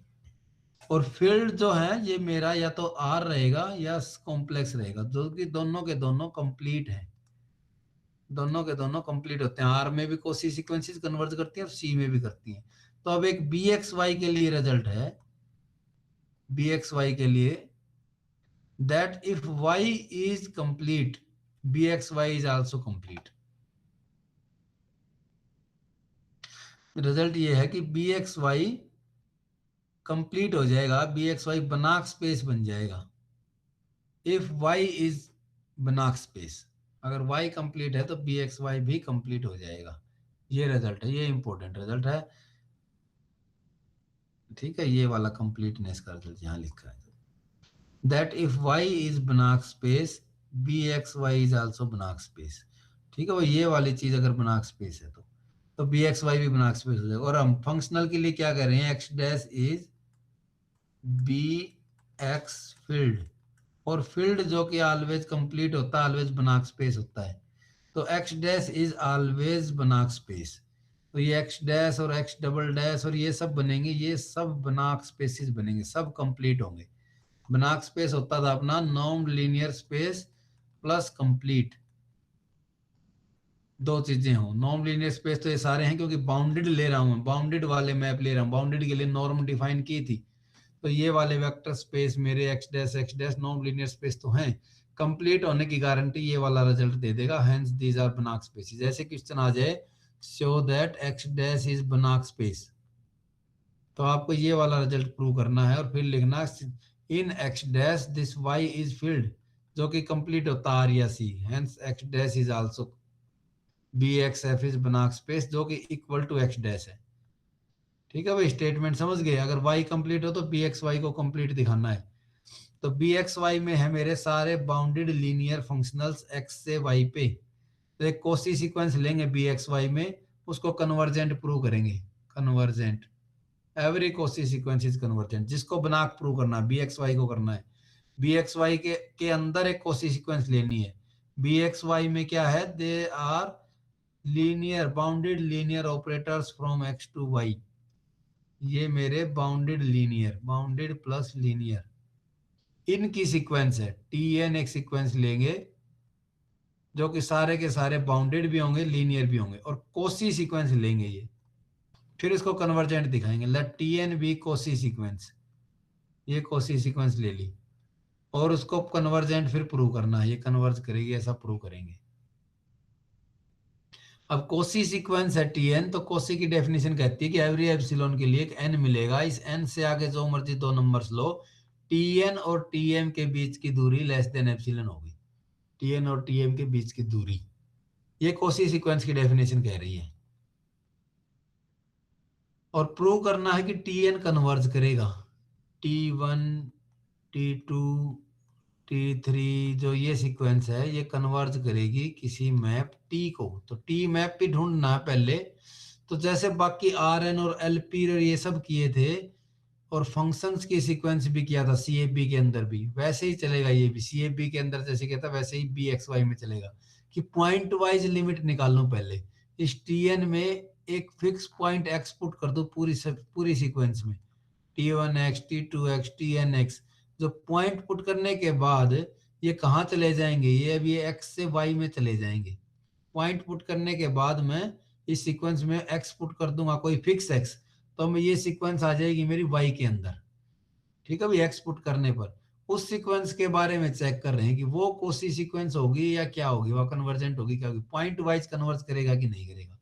जब पॉइंट पुट कर दिया तो उसको चेक कर रहा हूं अब मैं, किसको मैं चेक कर रहा हूं अब, टी एन एट एक्स, ये जो सीक्वेंस है इसमें देखा कि सेम ही एन से बड़े m और n ले लूं मैं, तो tnx माइनस tmx, अभी सीक्वेंस पॉइंट पुट करने के बाद वाली सीक्वेंस की दो टर्म ली जो कि इक्वल होंगी by linearity tn minus tm at x, क्योंकि tn tm दोनों बाउंडेड हैं, bxy से लेके आ रहे हैं, बाउंडेड हैं, तो बाउंडेड की डेफिनेशन होती थी कि tx का norm less then norm of t norm of x हो जाएगा। यहाँ पे c भी लिख सकते थे, less than equal to c time norm x हो जाएगा फॉर ऑल x। बाउंडेड की ये डेफिनेशन होती थी। तो tn माइनस टी बाउंडेड है, तो this thing is less than tn minus T का नॉर्म x का नॉर्म। अब tn माइनस tm जो कि लेस देन एप्सिलॉन है, यहाँ लेस देन ये एप्सिलॉन पुट कर दिया, एप्सिलॉन नॉर्म x। ठीक है भाई। So this thing where norm of x is some finite, x कोई फिक्स वेक्टर लेके चला हूं मैं for every x, this thing is finite. So tn minus tnx और tmx की दूरी लेस देन एप्सिलॉन आ जाएगी। एप्सिलॉन सफिशिएंटली चूज कर लूंगा मैं, नॉर्म x कैंसिल हो जाए ऐसा कुछ करके। तो tnx एक कोसी सीक्वेंस होगी मेरी y के अंदर। यहां से प्रूव किया कि tnx is a Kosi sequence, क्योंकि tnx एंड tmx के बीच की दूरी लेस देन एप्सिलॉन हो रही है, hence tnx is a Kosi sequence in y, क्योंकि x पुट होने के बाद मैं y में चला गया। और गिवन है कि y कंप्लीट है, y बना स्पेस गिवन है, ठीक है, इसीलिए इसको लेके चले थे। y अगर कंप्लीट हो तो कुछ आगे प्रूव करना है, तो ये वाली कोसी सीक्वेंस कन्वर्ज कर जाएगी। ये जहां कन्वर्ज करेगी उसको बोल दिया कि y पे कन्वर्ज कर जाएगी, tn at x converges to y। और दिस इज, ये हर x के लिए ट्रू हो रहा था, जो मर्जी x लो tn में पुट कर दें तो वो कन्वर्ट हो जाएगी। मतलब ये tn जो सीक्वेंस है मेरी, ये पॉइंट वाइज कन्वर्ज कर रही है। tn सीक्वेंस पॉइंट पुट करने के बाद कन्वर्ज कर रही है y में। तो एक मैप, नया मैप डिफाइन कर रहे हैं t, that image of t, ठीक है, image of t at point x इस x को इस tn में पुट कर दो, पॉइंट वाइज सीक्वेंस बना लो, उसकी जो लिमिट है उसके equal, limit n tending to infinity tn at x। tn at x पक्का कन्वर्जेंट है, उसकी जो लिमिट है वो t ऑफ x के इक्वल डिफाइन कर दिया। ये एक नया मैप डिफाइन किया t, ठीक है। और अब क्लेम कर रहे हैं कि दिस tn जो सीक्वेंस थी इस न्यू डिफाइंड मैप t को कन्वर्ज करेगी इन bxy, इन bxy के अंदर। तो ये क्या क्या प्रूव करना पड़ेगा कि tn इस t को कन्वर्ज करती है, और ये t bxy के अंदर भी है, ये भी प्रूव करना पड़ेगा। bxy में कब होगा ये, जब ये बाउंडेड लीनियर हो जाएगा। bxy में आते हैं बाउंडेड लीनियर, तो इस t को पहले लीनियर प्रूव करेगा, फिर इस t को बाउंडेड प्रूव करेगा, और फिर प्रूव करेगा कि ये tn और t की दूरी लेस देन एप्सिलॉन हो जाएगी for sufficiently large n, hence tn converges to t। तो ये तीन चीजें प्रूव करेगा। आप माइक ऑन है भी किसी का? ठीक है, प्रूफ देख लोगे, प्रूफ मुश्किल नहीं है, मैं ये छोड़ रहा हूँ, बहुत ज्यादा डिटेल्स में, माइनर डिटेल्स में घुस गए। बस आपको क्या करना है, क्योंकि y कंप्लीट गिवन है, बना स्पेस गिवन है, bxy को बना के दिखाना है, bxy के अंदर से कोसी सीक्वेंस लेके चलूंगा, पॉइंट वाइज सीक्वेंस को चेक करेंगे जो कि y के अंदर चली जाएगी, उसको कोसी सीक्वेंस प्रूव करूंगा पहले। तो सिंस y कंप्लीट है तो कन्वर्ज भी करेगी। इसकी लिमिट, क्योंकि ये limit and tension free tn x exist करता है फॉर ऑल x, तो एक t मैप डिफाइन कर देंगे जिसकी इमेज t एट x इस लिमिट के इक्वल हो जाएगी। ये वाले मैप को फिर बताऊंगा कि इस t मैप को कन्वर्ज करेगा tn sequence, tn sequence converges to this t map, and this t is in the space, required space के अंदर भी है। रिक्वायर्ड स्पेस में जाने के लिए t को लीनियर और बाउंडेड होना पड़ेगा, तो दोनों ये बातें प्रूव करूंगा। फर्दर tn t को कन्वर्ट कराने के लिए norm of tn minus t, जो कि distance between tn and t भी कह सकता हूं, वो मेरा टेंडिंग टू जीरो दिखा देंगे, this distance tending to zero. ठीक है भाई, अब ये आप कर लोगे इस चीज को। और ये सारे, ठीक है, तो और x डैश क्या हो गया था, x डैश इज सारे bounded linear functionals, all bounded linear functionals, इसको x डैश बोल देंगे, जो कि x से फील्ड पे है और फील्ड मेरा ऑलवेज कंप्लीट होता है, इसलिए बी एक्स एफ जो कि एक्स डैश है that is also Banach space, वो सब भी मेरे बनाक स्पेस हो जाएंगे, ड्यूअल आर बनाक स्पेस। अब आपके न्यूमेरिकल एग्जांपल एक बचता है, prove that find the dual of any space.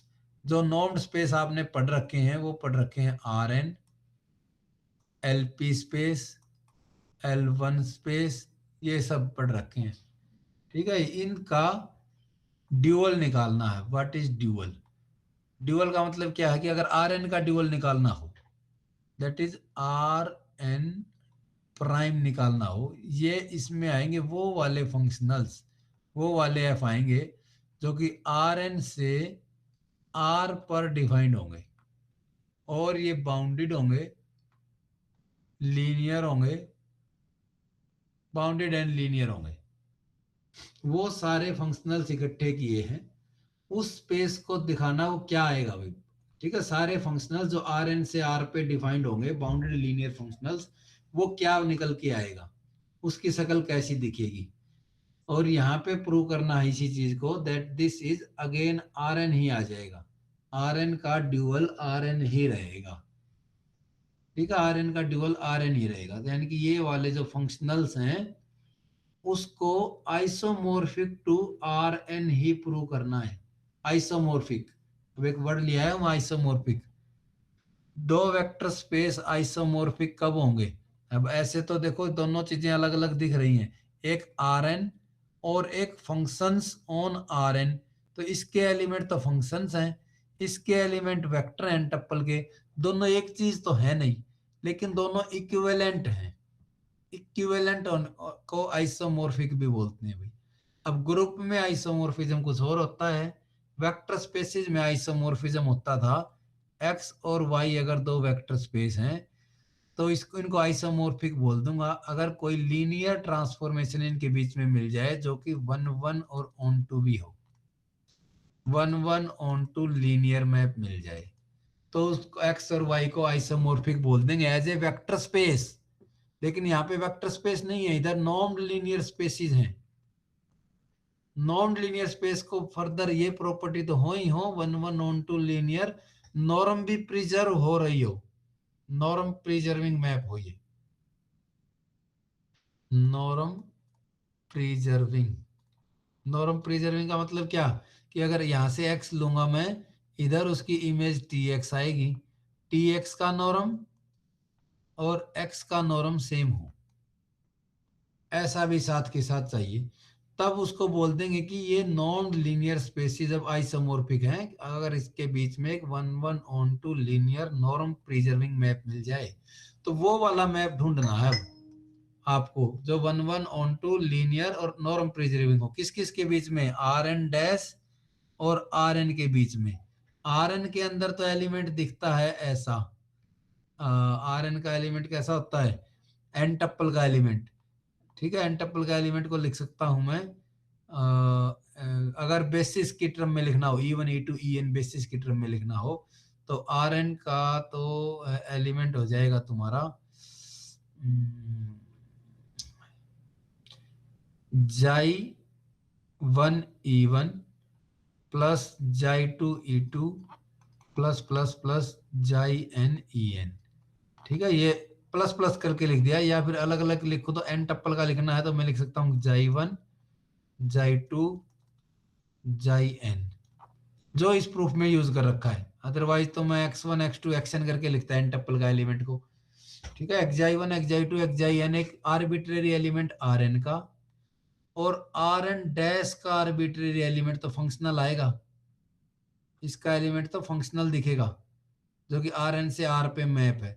तो लेकिन अभी थोड़ी देर पहले हम बोल के आए थे कि every functional from x to r कुछ इस तरह से लिखा जाएगा, every functional where this is f of ek, this उधर अल्फा आई लिखा था, जाई आई अल्फा आई लिखा था, where alpha i was this. Every arbitrary functional इस तरह से लिखा जाता है कि f of x is equal to summation x xi I f of ei, if X is, ठीक है, वो ये रिजल्ट बोला था पीछे, if X is summation xi I E I, तब मेरा फंक्शनल होगा summation xi I F of E I,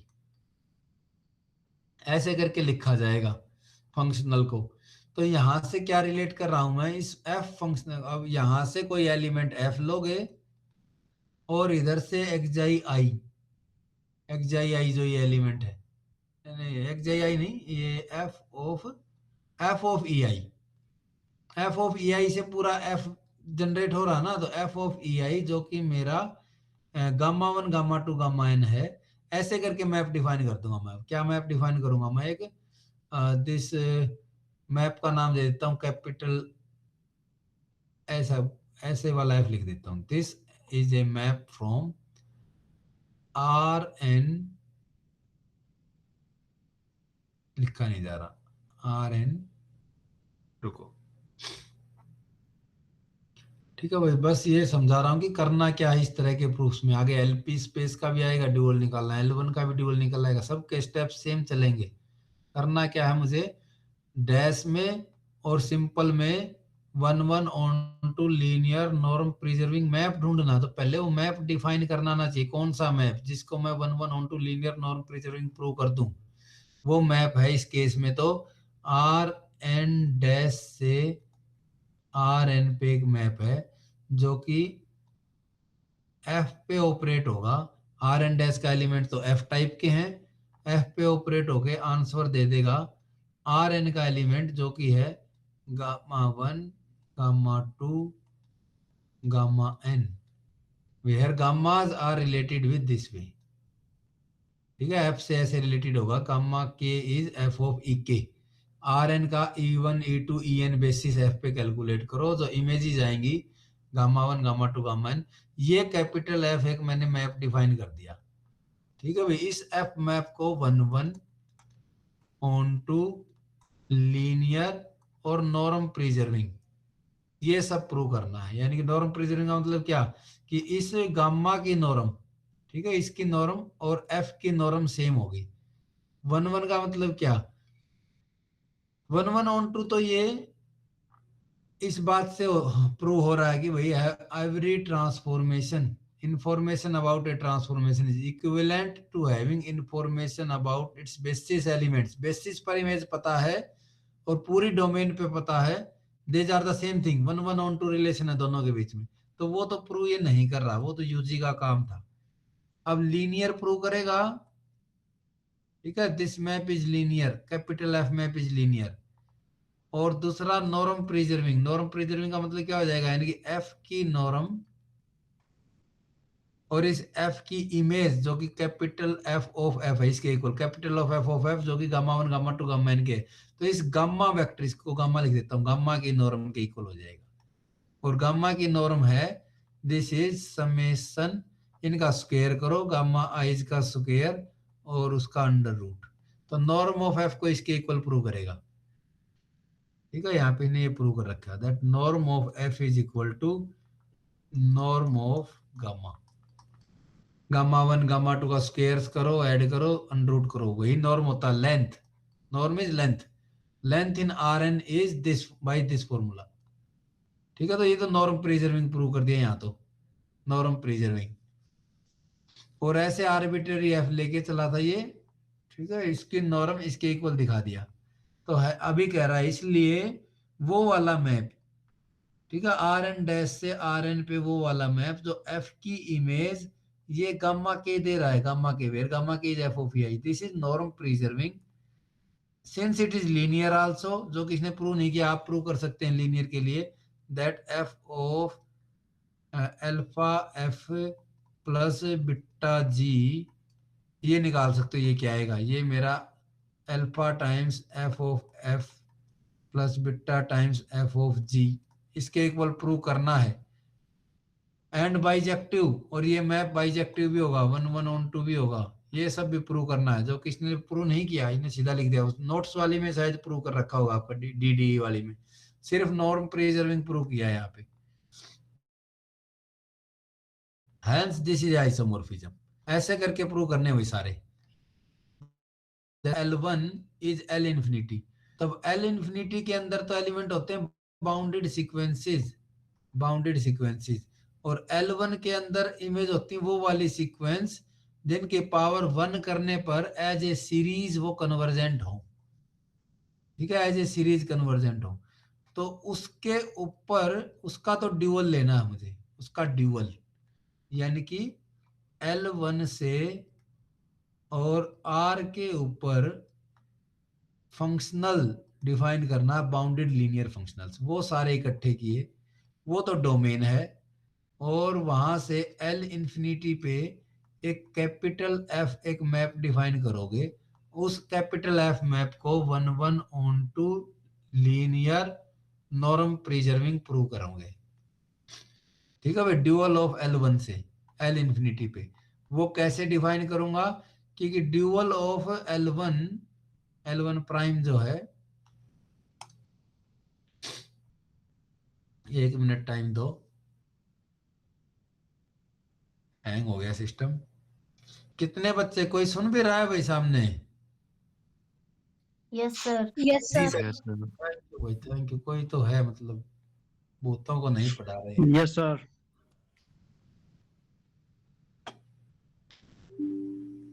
ठीक है, तो इसमें प्रूफ में क्या ध्यान रखना पड़ेगा फिर? पेन चलना बंद हो गया।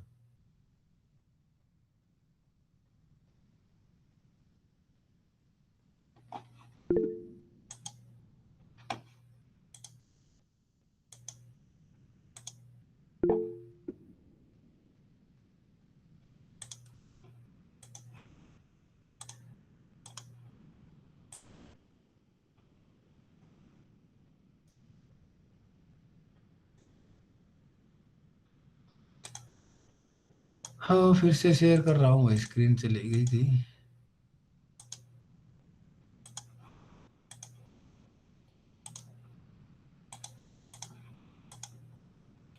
यहाँ पे ये जंप तो करेगा पर वो नहीं करेगा। अभी सभी ग्रुप में दिख रही है ना स्क्रीन? यस सर, दिख रही है।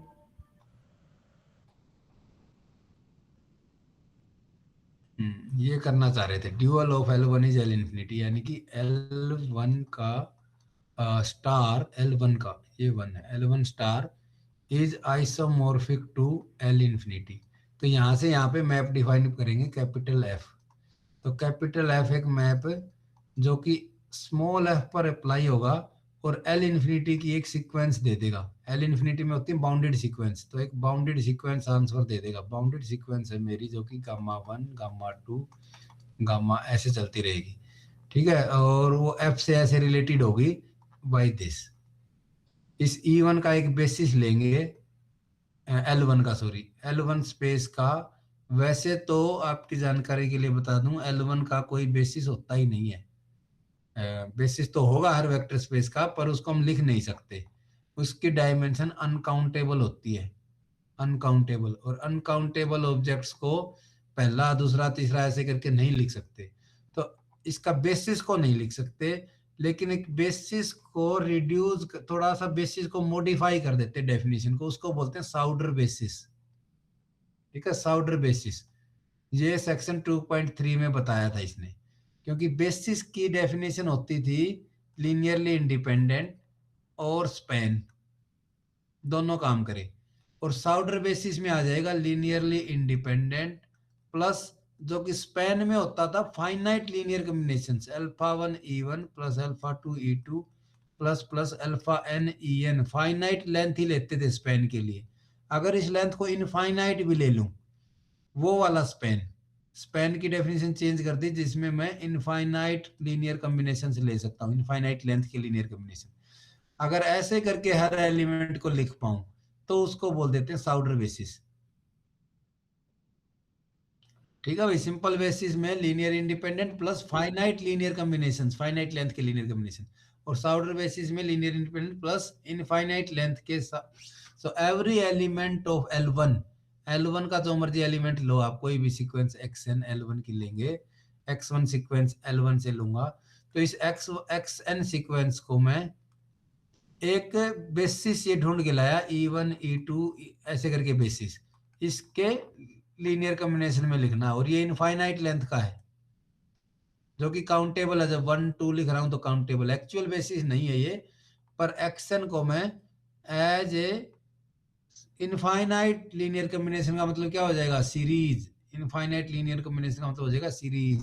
इस एक्शन सीक्वेंस को मैं सीरीज की तरह लिख पाऊं, सम ऐसे करके। इस एक्स एलिमेंट को, एक्स एलिमेंट लिख कहा इसने, एक्स इज फ्रॉम L1, कोई भी एलिमेंट लूंगा मैं x1 L1 से, उसको as a infinite series, infinity तक जा रहा है, E1 E2 EK के इनफाइनाइट लीनियर कॉम्बिनेशन में लिखा है। और जहाँ पे EK क्या है मेरा, EK मेरा सारे प्लेसेस पे 0 0 0, सिर्फ kth प्लेस पे 1 है, बाकी सब 0 0 0 है। इनफाइनाइट लेंथ का ये वेक्टर, इनफाइनाइट लेंथ का ऐसे करके EK है। तो x को मैं ऐसे करके लिख सकता हूं, ये तो L1 का एलिमेंट है, और उसकी इमेज किसी भी फंक्शनल में एक्सजाई आई, ठीक है, यहाँ पे एक्स था मेरा, एक्सजाई के ई के, और इस पे एफ लगाओगे तो एफ इस यहाँ चला जाएगा, ये स्केलर बाहर आ जाएगा एफ लीनियर होने की वजह से, और इसको एफ ऑफ ई के को फिर एक्सजाई के लिख दिया। तो ऐसा आर्बिट्रेरी फंक्शनल ऐसा दिखेगा, कोई भी L1 डैश का एलिमेंट इस तरह का दिखेगा। अब जब मुझे ये मैप डिफाइन करना है L1 डैश से, यानी कि F पे अप्लाई करना है, और इसको लेके जाना है L इन्फिनिटी में, ये जो एक गामा के है इसको मैं L इन्फिनिटी का एलिमेंट प्रूव करूंगा, गामा 1 गामा 2, इस ये इमेज ऐसे करके मैप डिफाइन किया। तो पहले तो ये L इन्फिनिटी में गया कि नहीं ये देखना पड़ेगा, क्लियरली दिखाना पड़ेगा कि this sequence is bounded sequence. L infinity में जाने के लिए बाउंडेड होनी चाहिए वो, this is a bounded sequence. जो इमेजेस ऑफ EK है, this is a bounded sequence. ठीक है, पहला काम तो ये करेगा कि ये वेल डिफाइंड मैप है, फिर इसको 1 1 ऑन 2 और वो सब आपके लिए छोड़ देगा। 1 1 ऑन 2 लीनियर प्रूव करना, सिर्फ प्रूव करेगा कि norm of F is equal to norm of gamma, gamma in L infinity, ये वाली नॉर्म L इन्फिनिटी में, ये वाली नॉर्म मेरी F की नॉर्म L1 प्राइम में, L1 प्राइम में। L इन्फिनिटी में नॉर्म डिफाइन करते थे हम supremum, supremum of mod of gamma आई, तो इधर वाली नॉर्म के लिए तो ये सुप्रीमम डेफिनेशन यूज करेगा। L1 डैश की नॉर्म क्या होती थी, L1 डैश में तो फंक्शनल है, फंक्शनल की नॉर्म तो वो है जब fx की mod value less than equal to some c times norm of x हो जाएगी, और the least c value, smallest ऐसा c जो इस कंडीशन को सेटिस्फाई करेगा फॉर ऑल x, वो नॉर्म ऑफ f डिफाइन करते थे। या फिर ऐसे लिख दूं कि supremum of mod of fx where x is of norm 1, this was defined as norm of f, ये भी डिफाइन करी थी भाई, supremum of mod of f, supremum of norm of fx over vectors of norm 1। ये left hand side में norm calculate करेगा इस method से, राइट हैंड साइड की ये सुप्रीमम वाली, और दोनों नॉर्म को इक्विवेलेंट प्रूफ दिखाएगा फिर। ठीक है, ये दिखा रखा जो इसने, norm of f is supremum of gamma आई, जो कि मेरा norm of gamma infinity norm के इक्वल है, सुप्रीमम। ठीक है, एक बार इसको लेस देन सुप्रीमम दिखा दिया, एक बार इसको ग्रेटर देन सुप्रीमम दिखाया था ऊपर यहाँ पे, that this thing norm is greater than this supremum, एक बार इसको लेस देन दिखाएगा तो इक्वल हो जाएगा। और बीच में इसने ये भी दिखाया कि जो गामा के है वो गामा के मेरा L इन्फिनिटी में भी बिलोंग करेगा। ठीक है, ये भी कहीं कर रखा होगा इसने, गामा के दिस दिस जो इमेज है ये मेरा L इन्फिनिटी में भी बिलोंग करेगा, ये भी प्रूव किया। ठीक है भाई, तो ये सब आप देखोगे, और लीनियर भी प्रूव कर रखा शायद इसने, तो नहीं कर रखा, ये तो किसी और चीज को कर रहा है। तो बाद में लिख देगा हेंस वो वाला मैप जो इस एफ को गामा के पे मैप कर रहा है, ये मेरा नॉर्म प्रिजर्विंग भी है, बाइजेक्टिव है, लीनियर है, इसलिए आइसोमोर्फिज्म है, दोनों इक्विवेलेंट हो जाएंगे। एलपी का एलक्यू हो जाएगा dual, LP star dash is equal to LQ. Exam में पता नहीं आ भी सकते हैं भाई, नहीं भी आ सकते, प्रोसीजर सेम है, फंक्शन डिफाइन करना है फंक्शनल।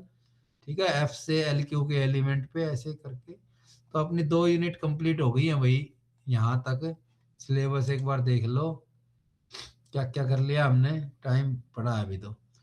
ये नॉन लीनियर स्पेस क्या है ये सब पढ़ लिया था, और मीट्रिक कैसे इंड्यूस होगी नॉर्म से, d of x y define किया था, norm of x minus y, ठीक है, वो एक मीट्रिक स्पेस भी बन जाएगा, एवरी नॉन स्पेस इज मीट्रिक स्पेस।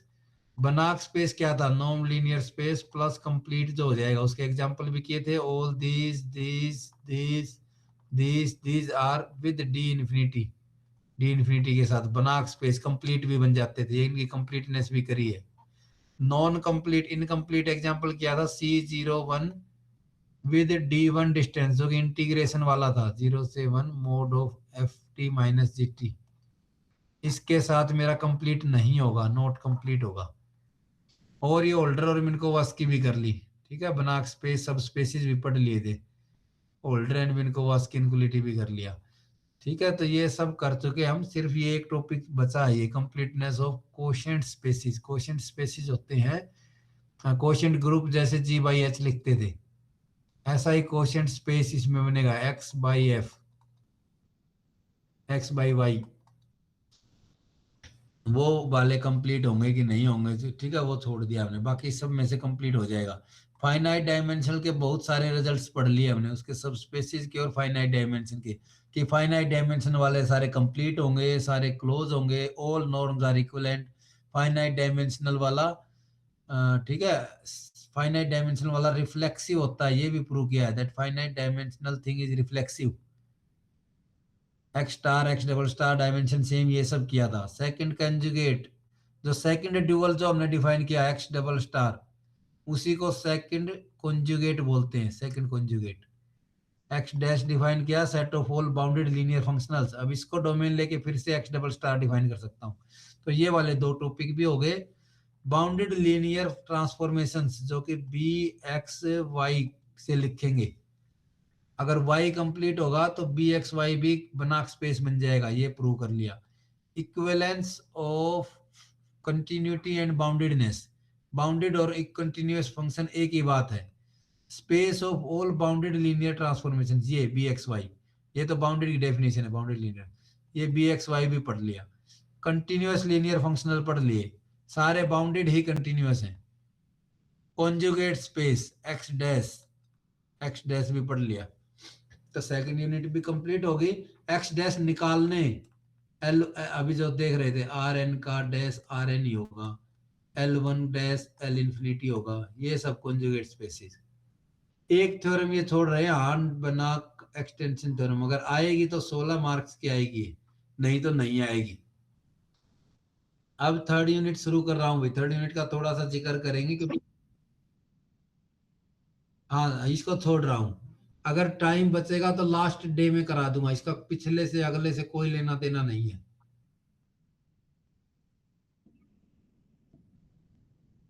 हाँ तो इसको करा देंगे, लास्ट टाइम पे कराएंगे, इसमें वो जो जो भी जिस जिस तरह के एफ और पी मैप लेके चलने हैं वो सब बताऊंगा मैं, अगर टाइम बचेगा तो। अभी के लिए थर्ड यूनिट शुरू कर रहे हैं, और थर्ड यूनिट में भी क्योंकि दो टॉपिक तो कर लिए, और ये तीन थ्योरम इंपॉर्टेंट है अभी, जो कि आएंगी तो सीधी 16 मार्क्स की ही आएगी। तीनों थ्योरम करेंगे, uniform boundedness principle, open mapping theorem, और एक है क्लोज ग्राफ थ्योरम। ये तीनों थ्योरम बड़ी बड़ी हैं, हाई चांस है ओपन मैपिंग थ्योरम के आने के,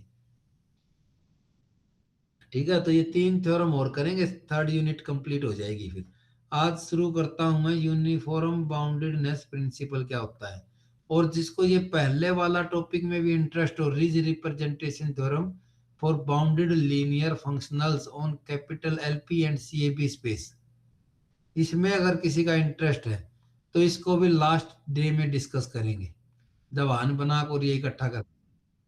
सीएबी के ऊपर बाउंडेड लीनियर फंक्शनल्स जो बनेंगे, यानी कि सीएबी प्राइम जो बनेगा, जो एल वन प्राइम जो देखा था अभी अभी, L one prime L infinity बनेगा, ऐसा ही सीएबी प्राइम जो बनेगा वो क्या बनेगा, ठीक है। उसके एलिमेंट्स कैसे दिखेंगे, वो दिखेंगे ऑल बाउंडेड वेरिएशन के। बाउंडेड वेरिएशन एक नया कॉन्सेप्ट होता है, बाउंडेड वेरिएशन पहले नहीं पढ़ रखा आपने, वो क्या होता है, बाउंडेड वेरिएशन का फंक्शन किसको कहूंगा, ये बाउंडेड वेरिएशन का है, और सी ए बी डैश फिर बाउंडेड वेरिएशन के इक्विवेलेंट क्यों बन जाएगा, यहाँ से यहाँ पे एक मैप डिफाइन करो, फलाना दिखाना, ठीक है, वो सब काम करेंगे बाद में। अभी के लिए bounded linear uniform boundary principle पे जाते हैं, उसका प्रूफ देखते हैं कैसे, क्या क्या स्टेटमेंट कह रही है। प्रूफ तो कल ही देखेंगे, थक गए, आज इसकी स्टेटमेंट समझेंगे बस। स्टेटमेंट भी पढ़ने से पहले थोड़ा सा होता है एक,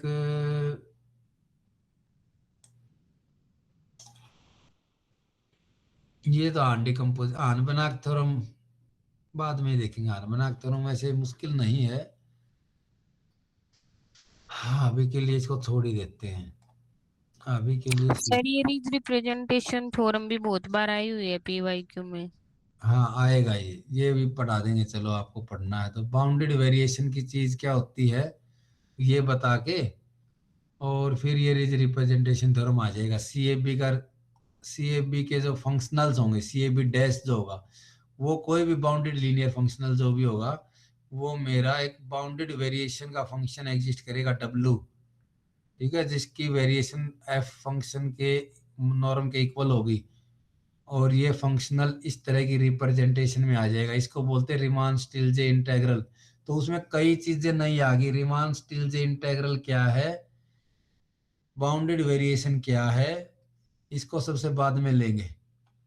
ये वाला रिजल्ट आ जाता है एग्जाम में, बहुत बार आता है, क्योंकि सिलेबस का एक पूरी लाइन खा रखी है इसने, इतनी लंबी लिख रखी है, इसलिए आ जाता है ये, अदरवाइज नहीं आता ये। तो अभी आप आ जाओ मेरे, जो मैं पढ़ना चाह रहा था, ये रिफ्लेक्सिव स्पेस हम पढ़ चुके हैं ऑलरेडी। रिफ्लेक्सिव स्पेस क्या है, अलजेब्राइकली रिफ्लेक्सिव क्या था वो पढ़ा था, कि कैनोनिकल मैप मेरा सर्जेक्टिव हो, और रिफ्लेक्सिव क्या हो जाएगा, जो एक्स डैश जो सेकंड ड्यूअल है मेरा, वो मेरा एक्स से एक्स डबल डैश पे मैप डिफाइन करोगे, कैनोनिकल मैप सेम सिमिलर तरह से, that c of x is g x, जो कि एफ पे अप्लाई होने पर एफ ऑफ एक्स के इक्वल देता है, ये वाला मैप ऑन टू हो जाए। बस अब की बार ये डोमेन मैंने प्राइम वाले ले लिए, तो उसको रिफ्लेक्सिव बोल देंगे, रिफ्लेक्सिव स्पेस। फाइनाइट डायमेंशनल्स वाले सारे रिफ्लेक्सिव होते हैं, और नॉन स्पेस इज रिफ्लेक्सिव, तो ये कंप्लीट भी हो जाएगा, ठीक है। ये तो आसान सी बात है, रिफ्लेक्सिव है तो डबल प्राइम, क्योंकि ये फील्ड के ऊपर जा रही है, बी एक्स वाई वाली बातें आ रही हैं, तो फाइनाइट डायमेंशनल चीज सारी रिफ्लेक्सिव होती हैं, ऑलरेडी प्रूव कर चुके हैं। Using x dimension, x star की डायमेंशन एक्स डबल स्टार की डायमेंशन सेम है, डायमेंशन डायमेंशन डायमेंशन, और फिर सी मैप को के नल स्पेस को जीरो दिखाया था, तो वही डैश की जगह, स्टार की जगह डैश लगाना है बस, बाकी प्रूफ एज इट इज लिखना है। फाइनाइट डायमेंशनल चीज अलजेब्राइकली रिफ्लेक्सिव थी, वो रिफ्लेक्सिव भी होंगी, बस स्टार की जगह पे प्राइम लगा के सेम प्रूफ लिखना है आपको, इसका प्रूफ नहीं मिलेगा यहाँ पे। हाँ ये आ जाओ एक बार, बेयर कैटेगरी थ्योरम क्या होती है, इसका यूज है। सबसे पहले तो होता भी नो वेयर डेंस सेट क्या है, जिसको रेयर सेट भी कहते हैं और नो वेयर डेंस भी कहते हैं। रियल एनालिसिस में जरूर पढ़ा होगा आपने, अगर किसी सेट ए का क्लोजर का इंटीरियर एम्प्टी हो तो ए सेट को बोलेंगे nowhere dense, nowhere dense set, ठीक है भाई। किसी सेट के क्लोजर का इंटीरियर एम्प्टी हो, अब इंटीरियर क्या होता है, ये इंटीरियर होता है इंटीरियर पॉइंट। क्या होता है इंटीरियर पॉइंट, उस पॉइंट के अराउंड एक बॉल मिल जाए जो पूरी तरह से सेट के अंदर हो, तो वो पॉइंट इंटीरियर पॉइंट हो जाएगा। इंटीरियर एम्प्टी होने का मतलब है कि एक क्लोजर के अंदर, एक क्लोजर के अंदर कोई भी ओपन बॉल नहीं है। A open does not contain any open ball and contain, इसके अंदर एक भी ओपन बॉल नहीं है एक क्लोजर के अंदर, इसलिए एक क्लोजर का इंटीरियर एम्प्टी आ जाएगा, ठीक है भाई। अगर कोई सेट ऐसा हो जिसके क्लोजर के अंदर भी कोई ओपन बॉल नहीं है, तो वो सेट को बोलते हैं नो वेयर डेंस सेट, ठीक है भाई। ये बात, जैसे कि set of integers in R is nowhere dense set, nowhere dense, क्योंकि z का क्लोजर z के ही इक्वल है, इसका कोई लिमिट पॉइंट नहीं होता। अब इस z के अंदर कोई बॉल नहीं है, z के अंदर z में पॉइंट है, है, 1 है, -1 है, दूर दूर के पॉइंट है। तो बॉल कैसी होती है रियल लाइन के ऊपर? Intervals are ball. तो इन जेड के अंदर कोई इंटरवल कंटेंट नहीं कि सारे के सारे लगातार पॉइंट आते हो जेड में, ऐसा नहीं है, डिस्क्रीट चीज है। हाँ भाई बोलो, कोई पूछ रहा था। क्लोज क्या होता है? क्लोज या क्लोजर? क्लोजर, इस सेट का क्लोजर हो जाएगा मेरा ए और उसके लिमिट पॉइंट्स का यूनियन। सारे लिमिट पॉइंट अगर अंदर चले जाएंगे तो तब वो क्लोज्ड हो जाएगा। Otherwise a closure is a union a limit points, set of limit points. ठीक है, कोई सेट ए था, मान लिया ये था मेरा 0 से 1, ये ओपन इंटरवल, ये सेट ए है। तो इसका क्लोजर हो जाएगा, इसके लिमिट पॉइंट और डाल दो इसमें। लिमिट पॉइंट इसमें 0 भी इसका लिमिट पॉइंट है और 1 भी लिमिट पॉइंट है, और बाकी के बीच के भी सारे लिमिट पॉइंट है वैसे तो ये सारे इकट्ठे हो गए, ए क्लोजर बना देंगे। अगर कभी ए और ए क्लोजर इक्वल हो तो उसको बोलते हैं this set is closed, A set is closed. अगर वो उसके क्लोजर के इक्वल आ जाए तो, जैसे ये इसके इक्वल नहीं आया तो this set is not closed, इसको नॉट क्लोज्ड बोलूंगा। उसके अंदर लिमिट पॉइंट भी डालने थे। और लिमिट पॉइंट क्या होता है? लिमिट पॉइंट को अगर चाहो तुम, एक्स को मैं लिमिट पॉइंट बोल दूंगा ए का, if every neighbourhood of X, every neighbourhood of X intersect with A, ऐसा आ जाए, every neighbourhood of X intersect with A at point other than X, this thing is not equal to empty.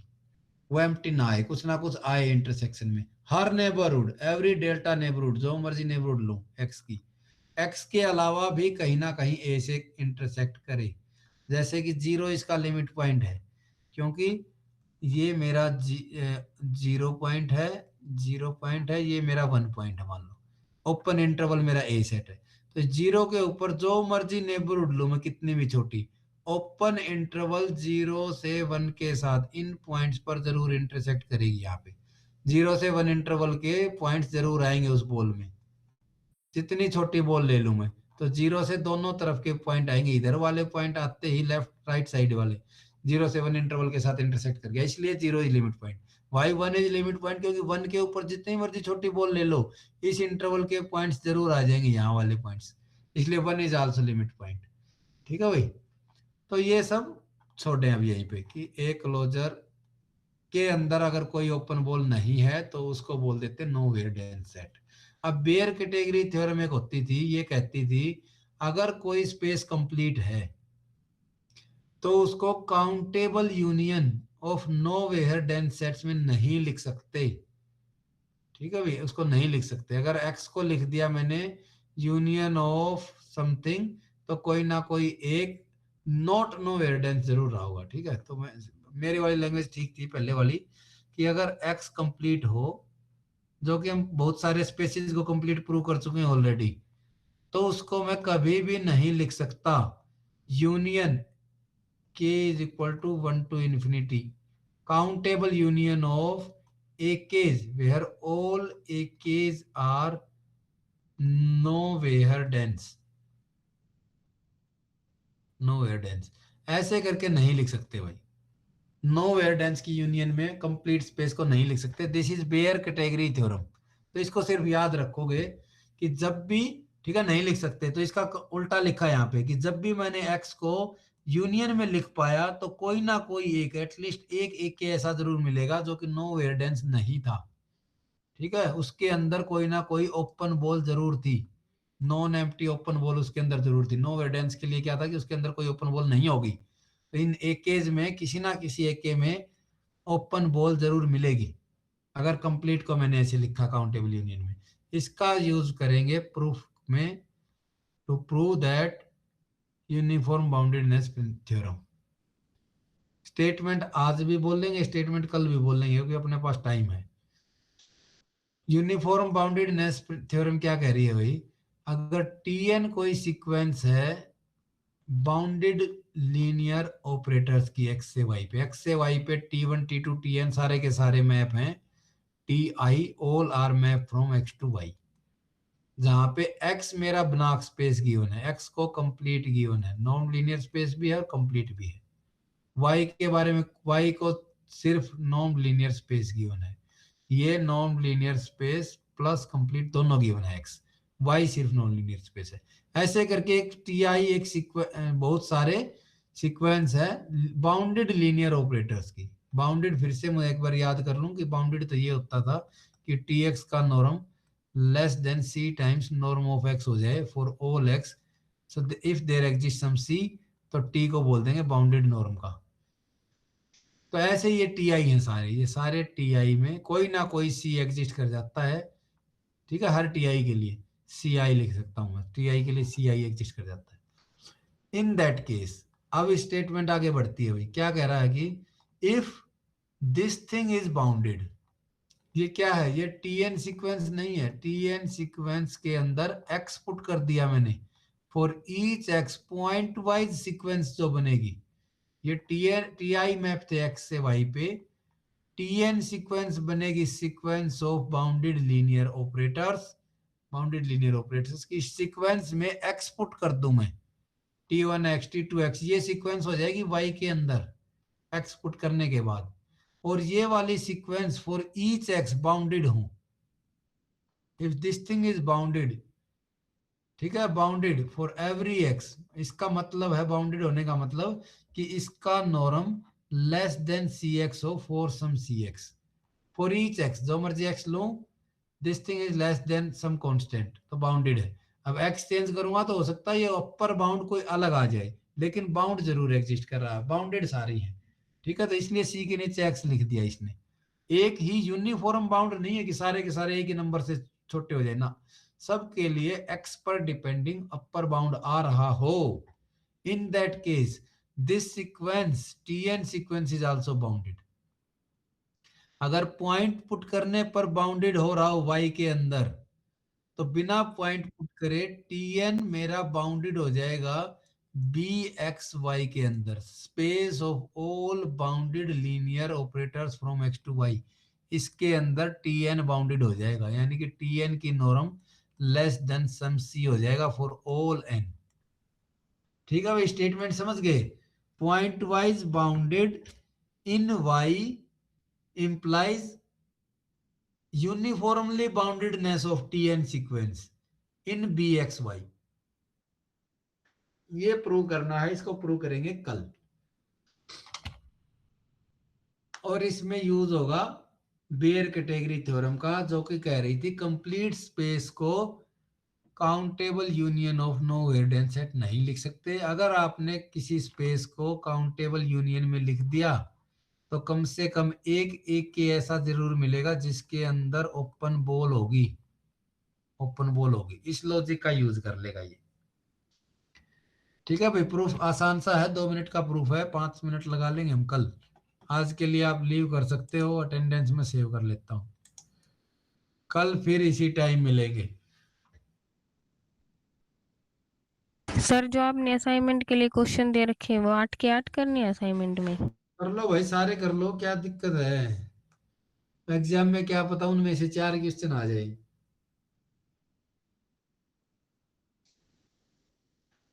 करने वो वाले, lengthy हो जाएगा sir इसलिए। अरे टाइप ही तो करना है आपने, टाइप भी कहाँ को देख देख के लिखना है बस। Okay sir.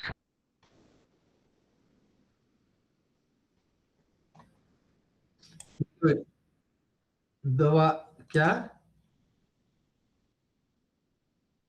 असाइनमेंट भेज आ जाएगा आज, मैंने ग्रुप में तो डाला था,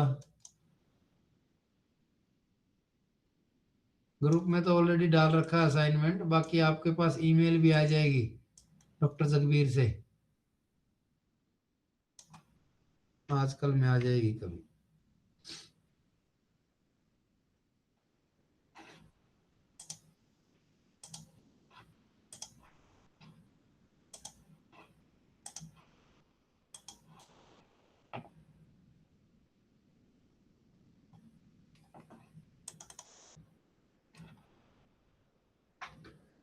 लीव कर सकते हो आप।